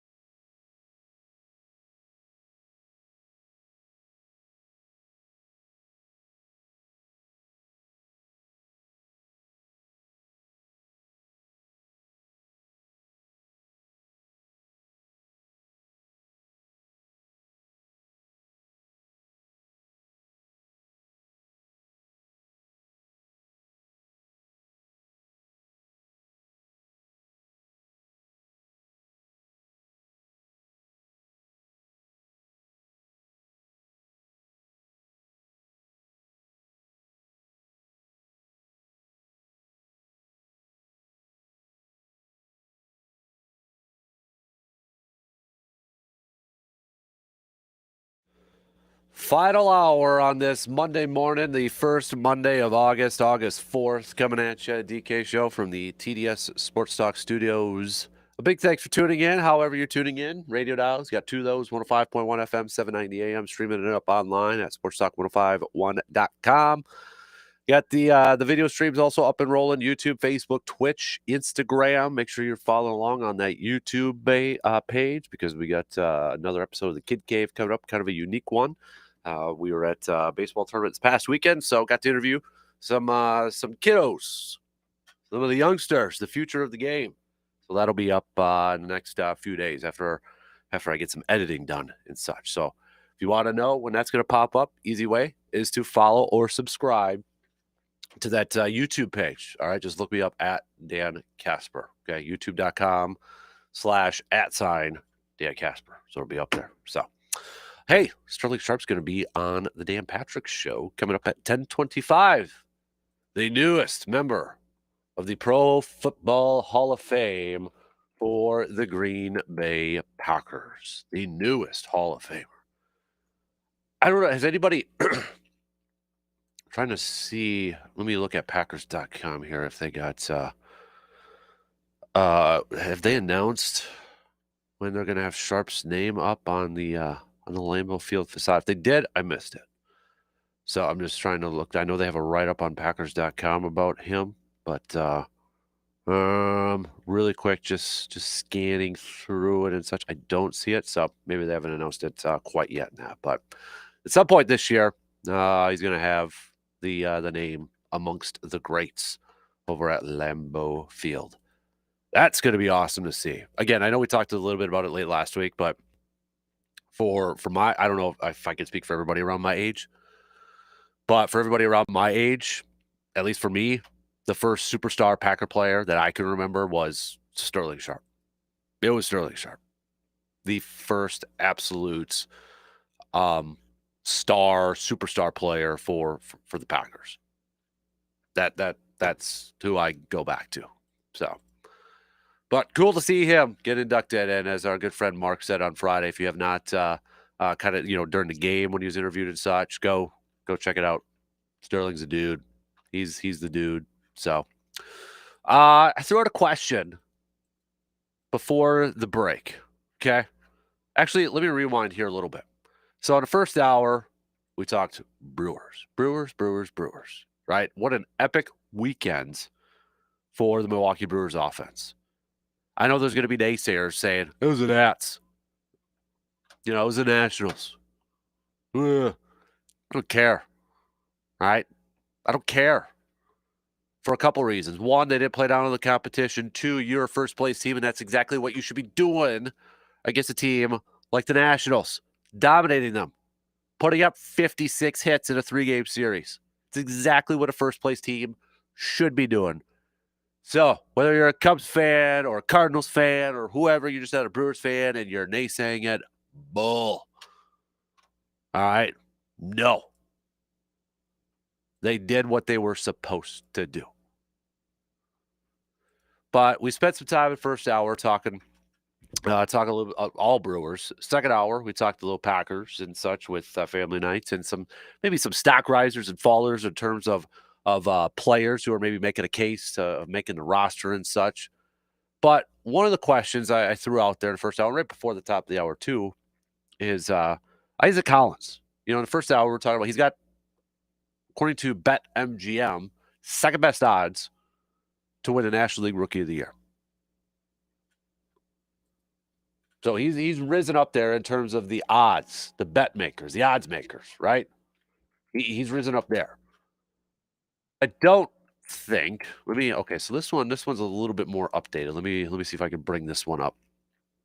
So that's the American League, National League. Okay, so this one is actually from. Oh boy, this one was updated 11 hours ago. This is from Fox Sports. They don't even have Isaac Collins in their top 9. Drake Baldwin, Ramirez from the Marlins, Mizorowski, Chase Burns, Cade Horton, Caleb Durbin's coming in at 7, Chad Patrick, no Isaac Collins. That was from okay, so BetMGM a few days ago actually has Isaac Collins as second best odds. Drake Baldwin minus 250. Then it's Isaac Collins plus 500. They have Mizorowski at a plus 1500, which is fourth best. Ramirez from the Marlins has a third best. Huh. Yeah, but I think that speaks to how much it's like a name recognition thing. I think if you ask a lot of people out there outside of Brewers fandom, Isaac Collins, tell me about him. You're gonna hear huh or a who? Never heard of him. See he play for like the White Sox or some random team that's not doing well? No, Isaac Collins is a main reason and a main contributor, a big time contributor, one of the biggest contributors on a Brewers team that has the best record in all Major League Baseball. So it is time to put more respect on that name in terms of Rookie of the Year candidacy. Isaac Collins has been red hot in the last couple of months, and he's red hot again. After starting off the season in April, he hit 219. May, 210. Okay. You're like, yeah, this is where we need power. We need an upgrade in the outfield. We need a guy that can give us some power. Isaac Collins heard that. So what does he do? Still doesn't give you a ton of power, right? I mean, he's not a home run hitter. But June, he hit 288. July, 321. And so far this season, he has gotten his average up to a 279 and an OPS of a 783. Isaac Collins absolutely deserves some more love, some more praise for Isaac Collins. And the question I'm throwing out there, do you believe that Isaac Collins is more worthy of the National League Rookie of the Year over Jacob Mizorowski right now? I'm not asking who you think would finish higher between the two or who you think is going to win, but I'm asking, do you think Collins right now has the better resume, is more deserving? Because it wasn't that long ago, Mizorowski was the odds-on favorite.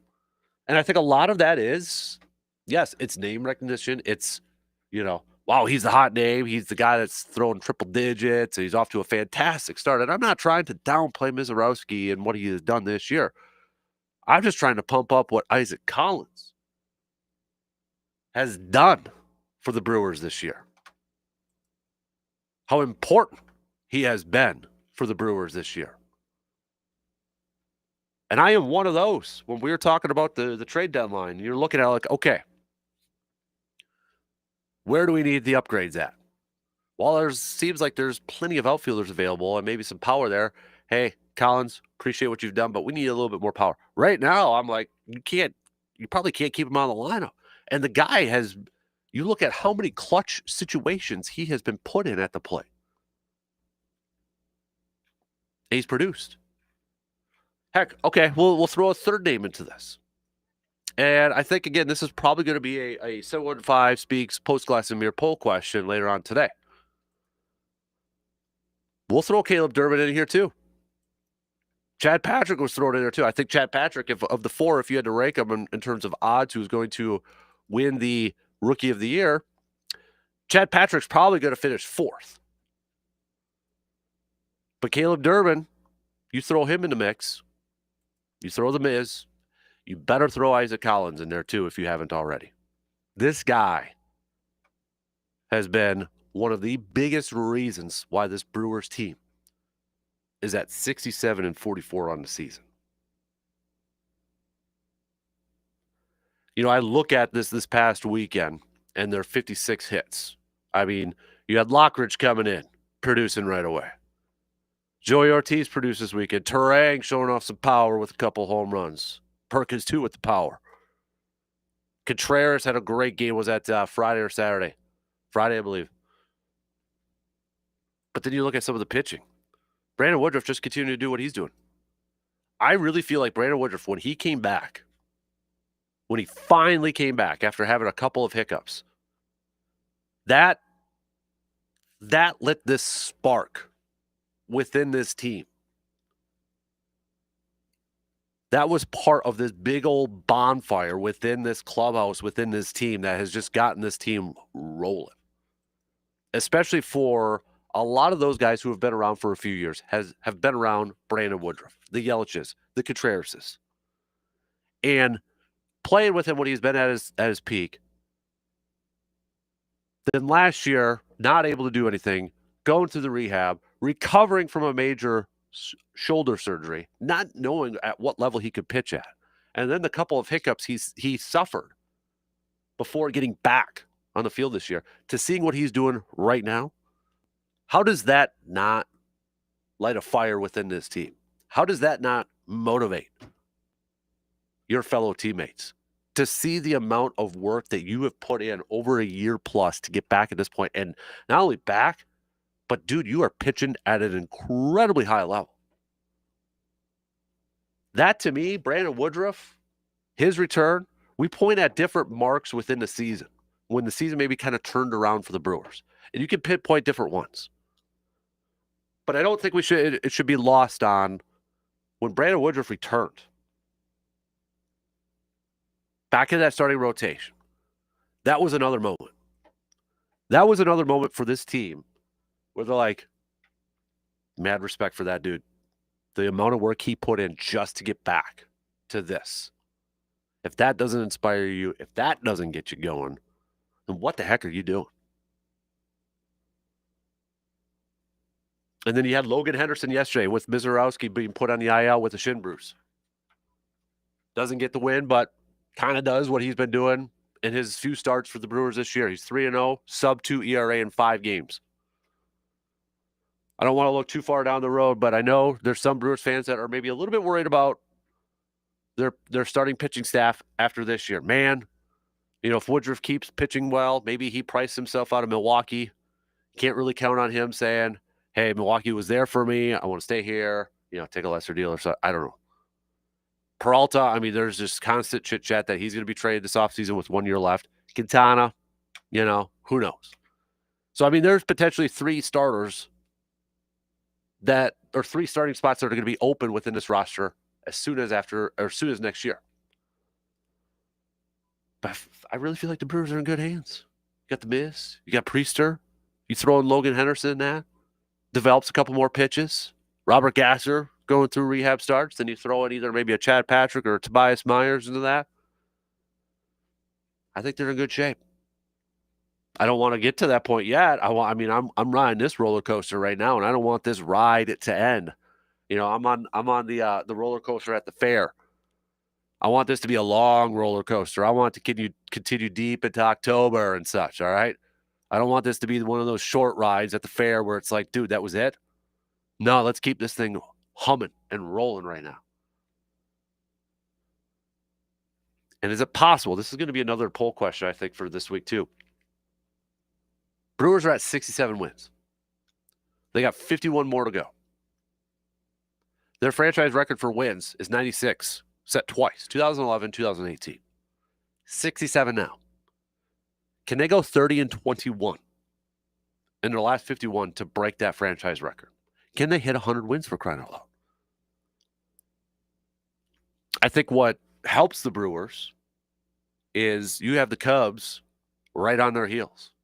They can't afford to let up. They're being the chasee. All right. On this lap, they're like, okay, we're just going to kind of coast here a little bit and conserve some energy. You can't. Because the second best team in all of baseball is right behind you in your own division, record-wise. You cannot afford to let up on the gas. Full throttle it. I think that's what's going to help the Brewers potentially reach that franchise record in wins. And holy moly, do you think it's that far-fetched that they can hit 100 this year? There's 67 wins right now. 67, okay? They need 33 more out of these 51 games. Can they do that? And who in their right mind would have thought we'd be talking about setting a franchise record for wins in a season back in March? Dang. Come on now. All right, let's take a quick break. More Brewers talk, though. Hit me up on some of those questions, all right? Or answer some of those questions I threw to you. I want to hear from you, Brew Crew fans. They begin a series tonight against the Braves. Eric Fetty, who the Brewers have had some experience against.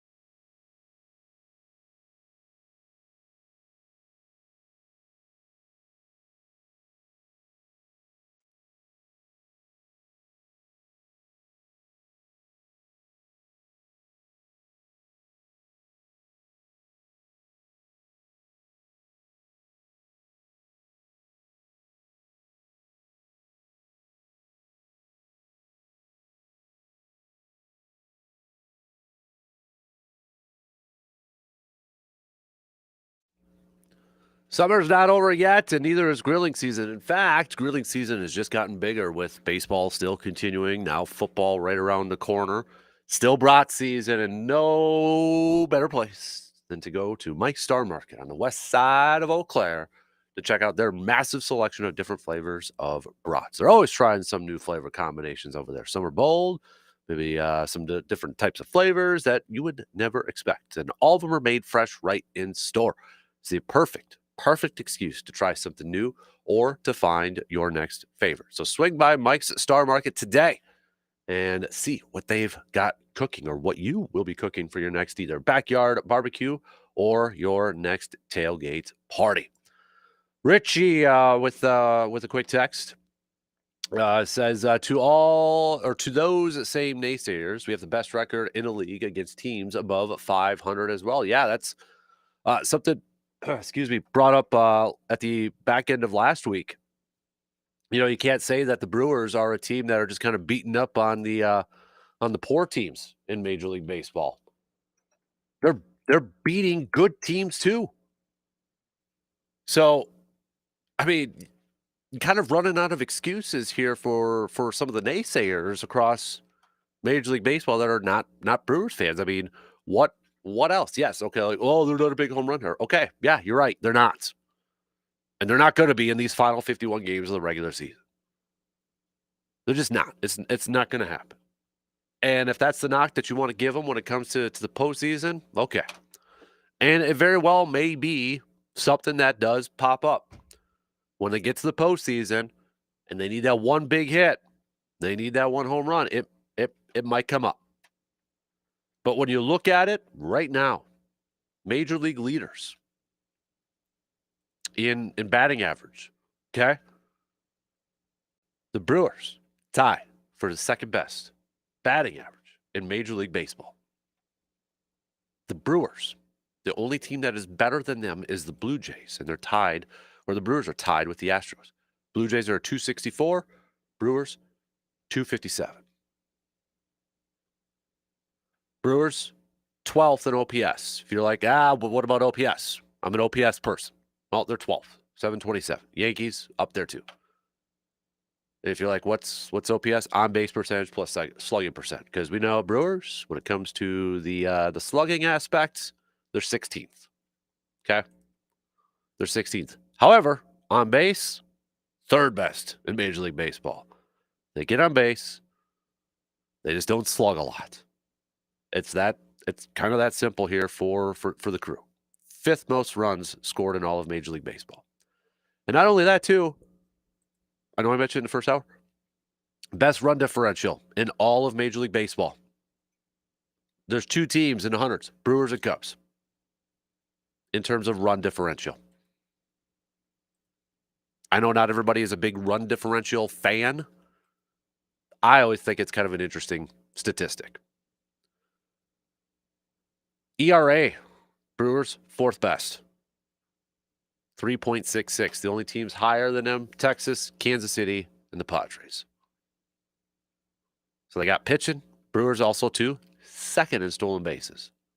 Tampa Bay is just, I mean, they're running away with it, 145. Brewers, 124. Cubs, actually, 121.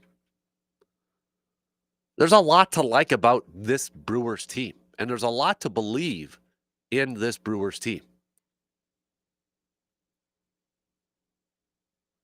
But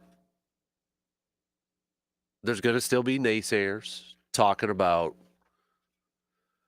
well, they can't hit for power. And yeah, I'll admit it. I'm not going to exonerate myself and sit here and fully say that I'm not concerned about that at all when it comes to the playoffs. I'm not, Yeah, I am a little bit worried about, will that come back to bite them when it gets to the postseason, that they're not going to have that power bat in the middle of the lineup that can maybe change a game with one swing. But right now, you just gotta continue to embrace everything and love everything that we're seeing with this team so far. So they've got the Braves coming up tonight, starting a series with the Braves, and they're going up against a pitcher that they've faced a little bit over the years, Eric Fetty. who's now with the Braves and the Brewers, excuse me, have already faced Eric Fetty a couple times this season when he was with the Cardinals. Okay, and when you look at it, that you got some of your main hitters, this Brewers team, that have had success in their history going up against Eric Fetty. That includes Contreras. That includes Yelich. They've all had some success, some really good success going up against him. These are just some of the numbers. Okay, Contreras in 16 career at-bats against Eric Fetty. 2 home runs. 563 with a 1.579 OPS. What about Yelich? 16 career at-bats, 500. 1.181 OPS. Ortiz, 10 career at-bats, 400. Frelick even, 9 career at-bats, 667. We'll see if he gets in the action tonight.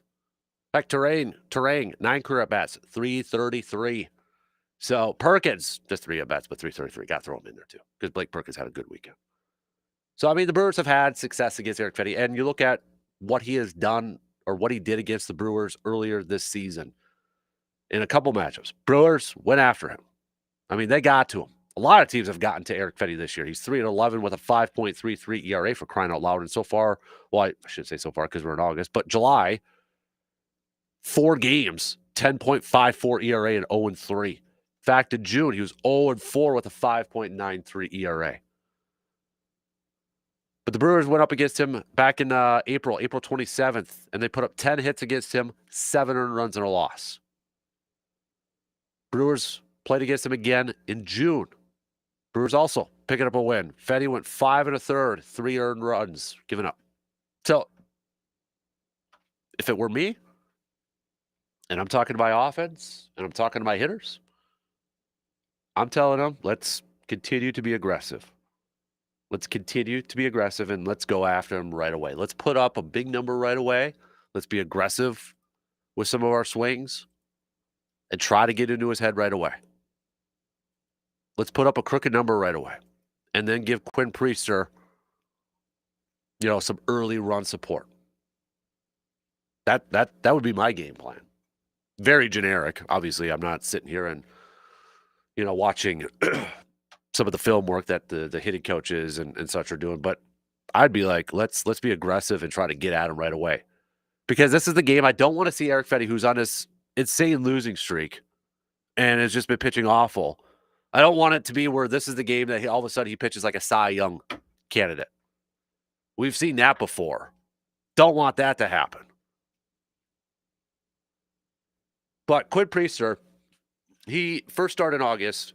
All he did in the last 2 months was go 8-0. 8-0.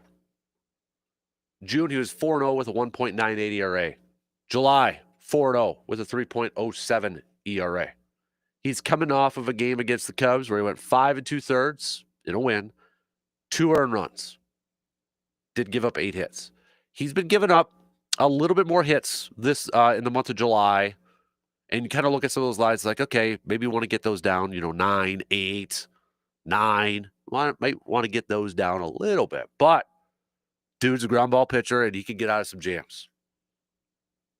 He can get those double plays. He can get you a double play. And knowing the defense and the Brewers, how much they pride themselves on defensive play, always be ready for that. You're never out of a jam.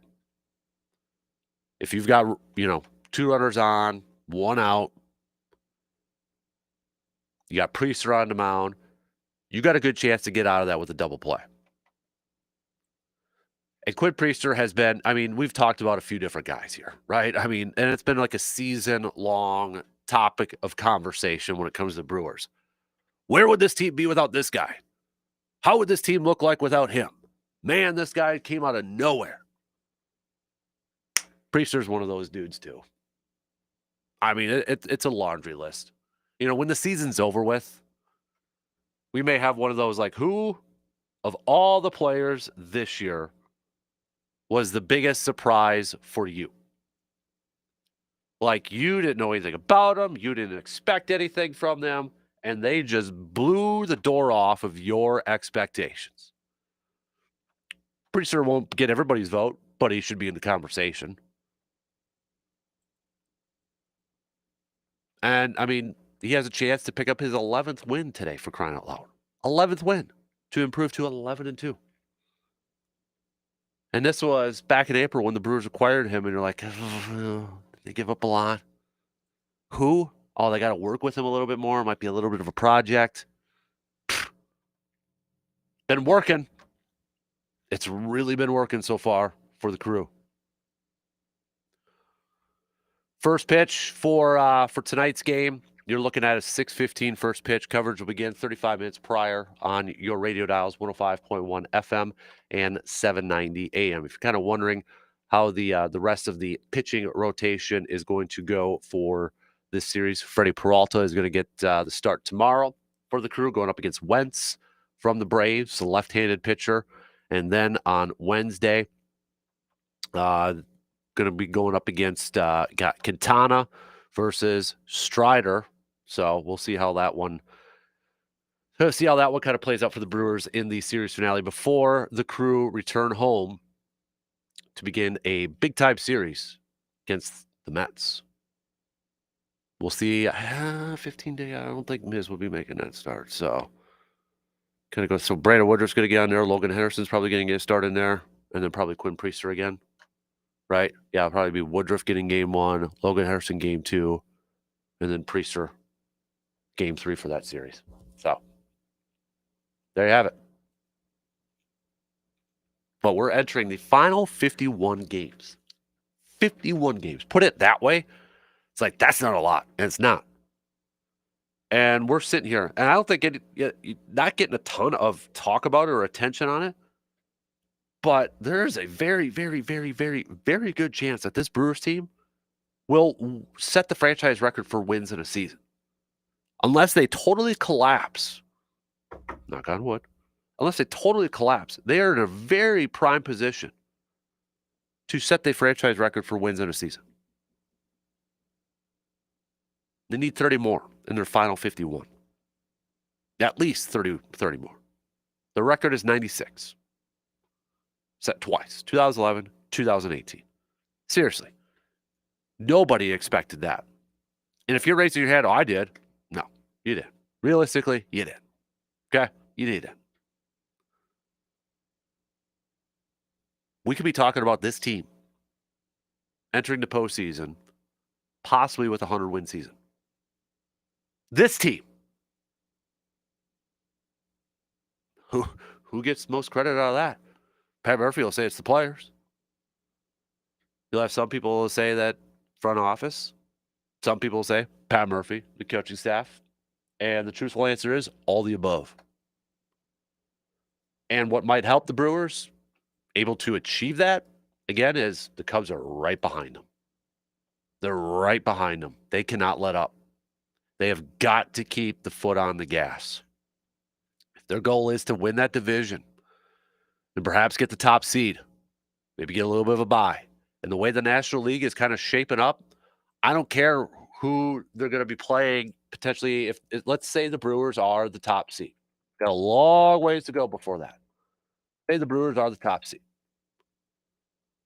They're going to get a tough matchup in their first round in the divisional series. Regardless, it's just because the National League is, I think, pretty loaded. You know, if we're looking at the season ended today for the National League, Brewers obviously the 1 seed, the 2 seed are the Dodgers. Mets are the 5 seed, Cubs are the 4 seed, Phillies are the 3 seed, Padres are the 6 seed. That to me is a very loaded and a very tough National League. I don't care about who they could potentially play in that NLDS series because it's going to be a tough team regardless.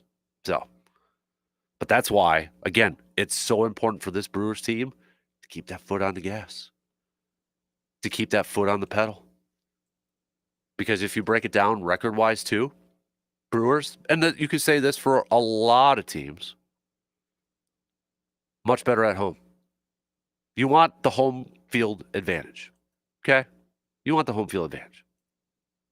And right now, the Brewers, they're 16 games above 500 at home, 36 and 20. On the road, 31 and 24. You may not think that's a big difference, but then you factor in some of the other teams, and that's what you got to do. Okay, look at the other teams that would potentially be coming into your building. What's their away records look like? Right?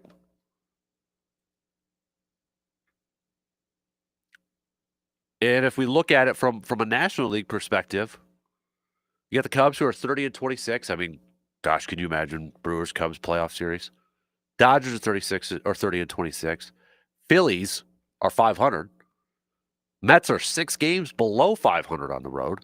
The Padres 5 games below 500 too. And every one of these teams, those top 6 teams right now that are in the playoffs, every one of them have a pretty darn solid home record. That's why it's important to get that top seed, to get one of the top seeds, to get that home field advantage. Not just because of your own record, but because of everybody else's away record.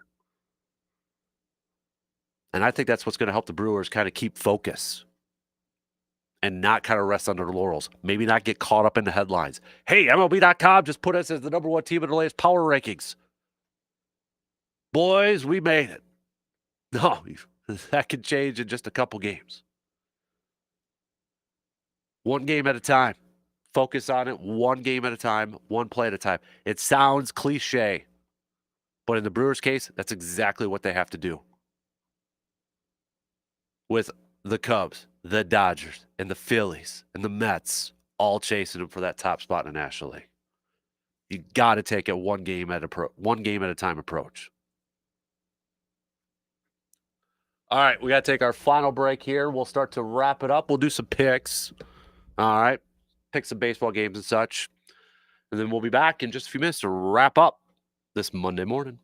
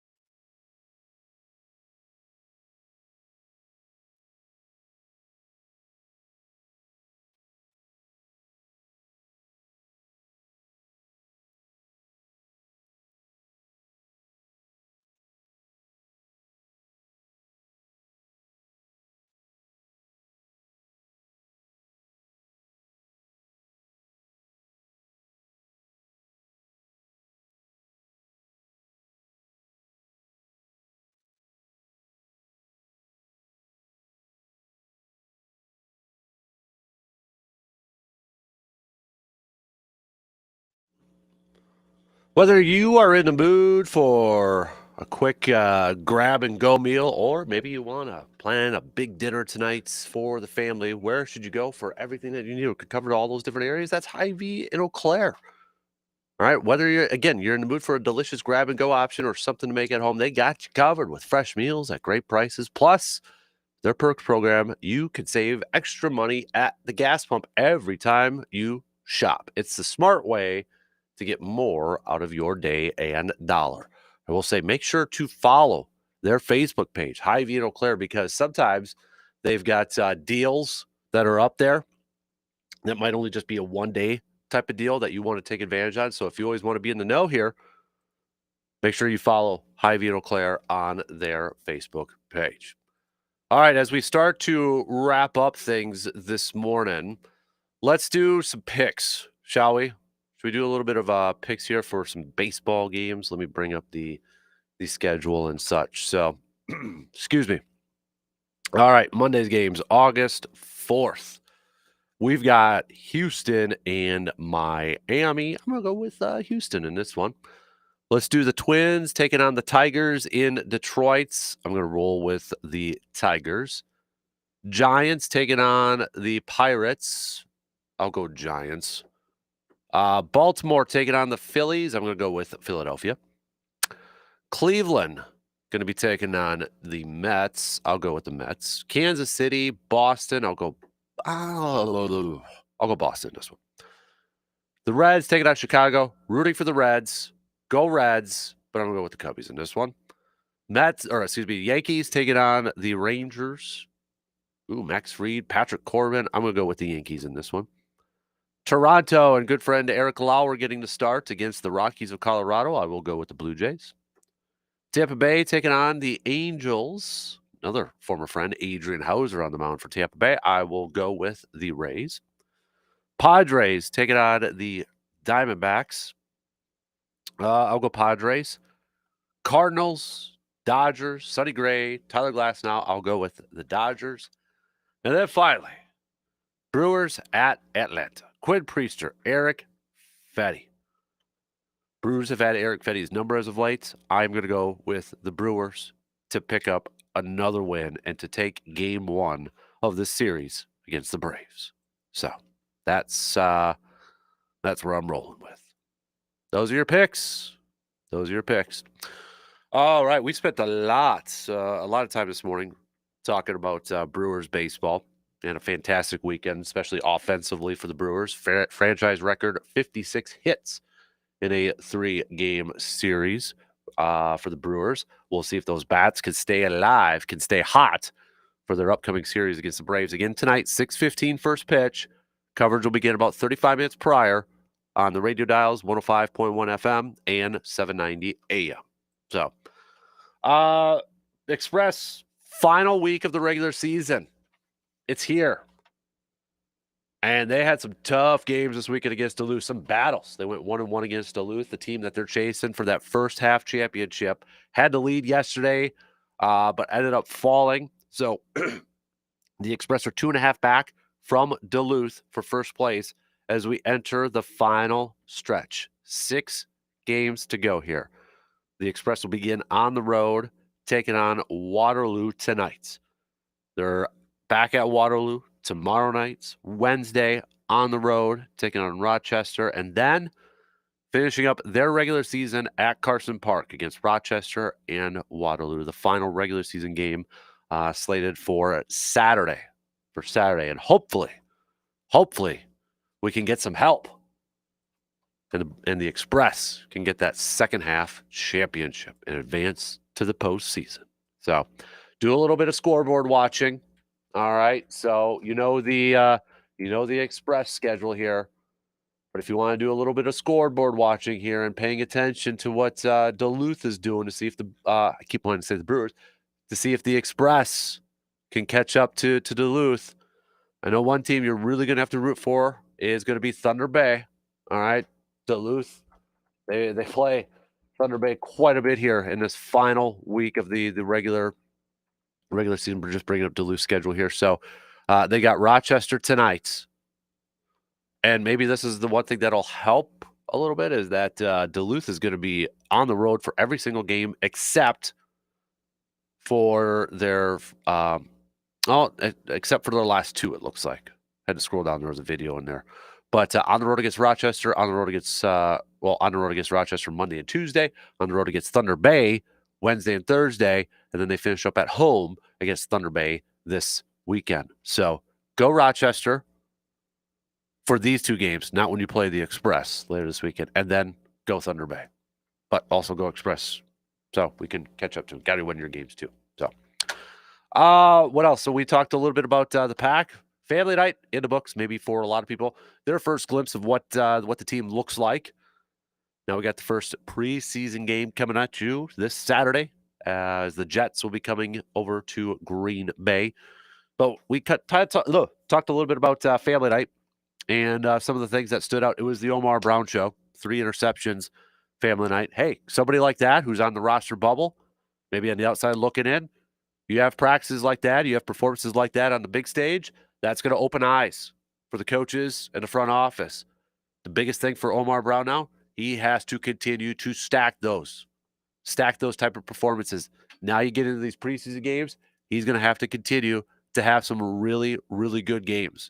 It looked like the defense won the day against the Packers offense in that family night scrimmage. So, but we'll get a little bit of a glimpse of some more players. And think about this question. I threw it out earlier. We'll probably make it a poll question for a little bit later on this week as we get closer to that preseason game. How much do you think Jordan Love and some of the main players have to play in this preseason game? How many games, how many minutes, how many halves, how many quarter, however you want to describe it. Maybe you think they don't have to play at all. But do you think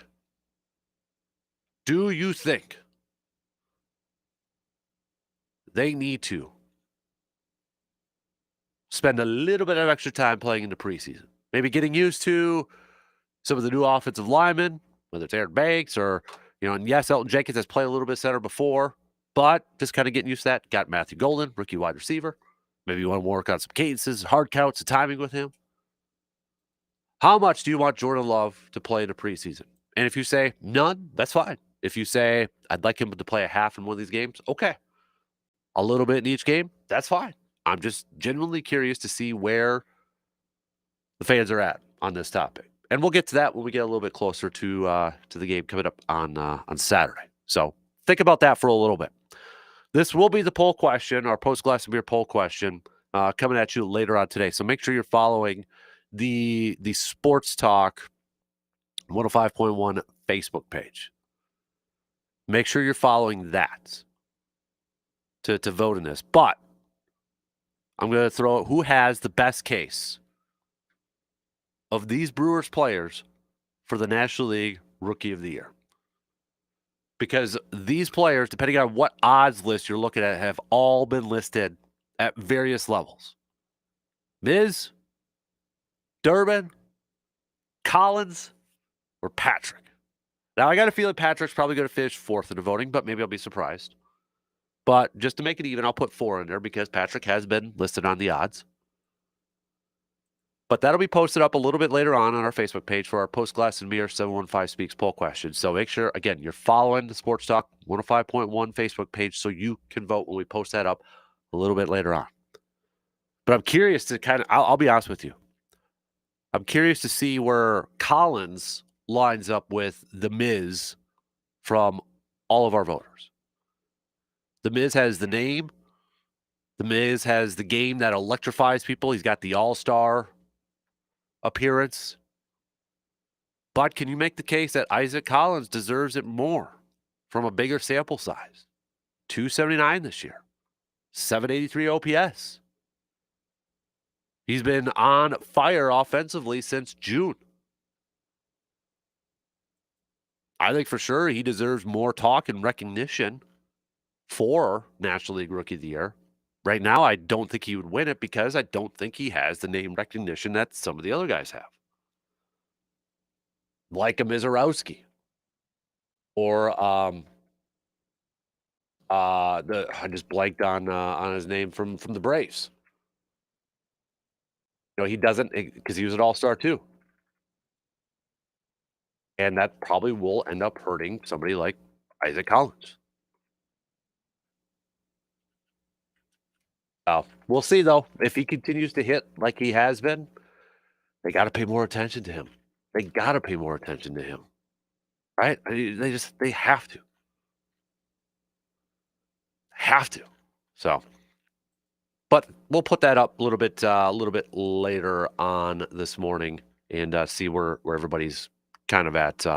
Drake Baldwin, that's who it was. I was trying to think of it and it just popped up in my head. Drake Baldwin. So again, if you're looking at different, I got another one here. This is from RotoWire. Drake Baldwin, Ramirez from the Marlins has the second best. Isaac Collins is the third best. That Mizorowski's got the fourth best. Caleb Durbin's a little bit further. Logan Henderson's even got some odds in this thing now too. Chad Patrick's up there. So got a lot of youngsters in there.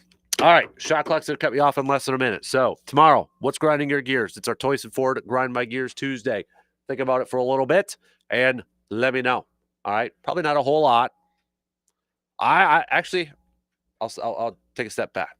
I'm curious how many Brewers fans are still going to grind their gears after the trade deadline, after what we saw this past weekend. Maybe it's a little bit different. I don't know. But what's grinding your gears? Think about it and hit us up with those texts tomorrow on that Shoe Doctors bullpen line. We'll hit that up. We'll talk about hopefully a Brewers win and hopefully going for another series win with their matchup with Freddie Peralta on the mound tomorrow for the Crew. So we'll get to that. We'll catch up with RJ tomorrow too, as Badger football camp is rolling on. DP Dads are up next. Reminder: hey, Sterling Sharp's going to be on the program in the 10 o'clock hour. You want to listen to the Pro Football Hall of Famer? He'll be up there. All right, have a good rest of your day. Same place, same time, tomorrow morning, 6 a.m. We'll talk to you then.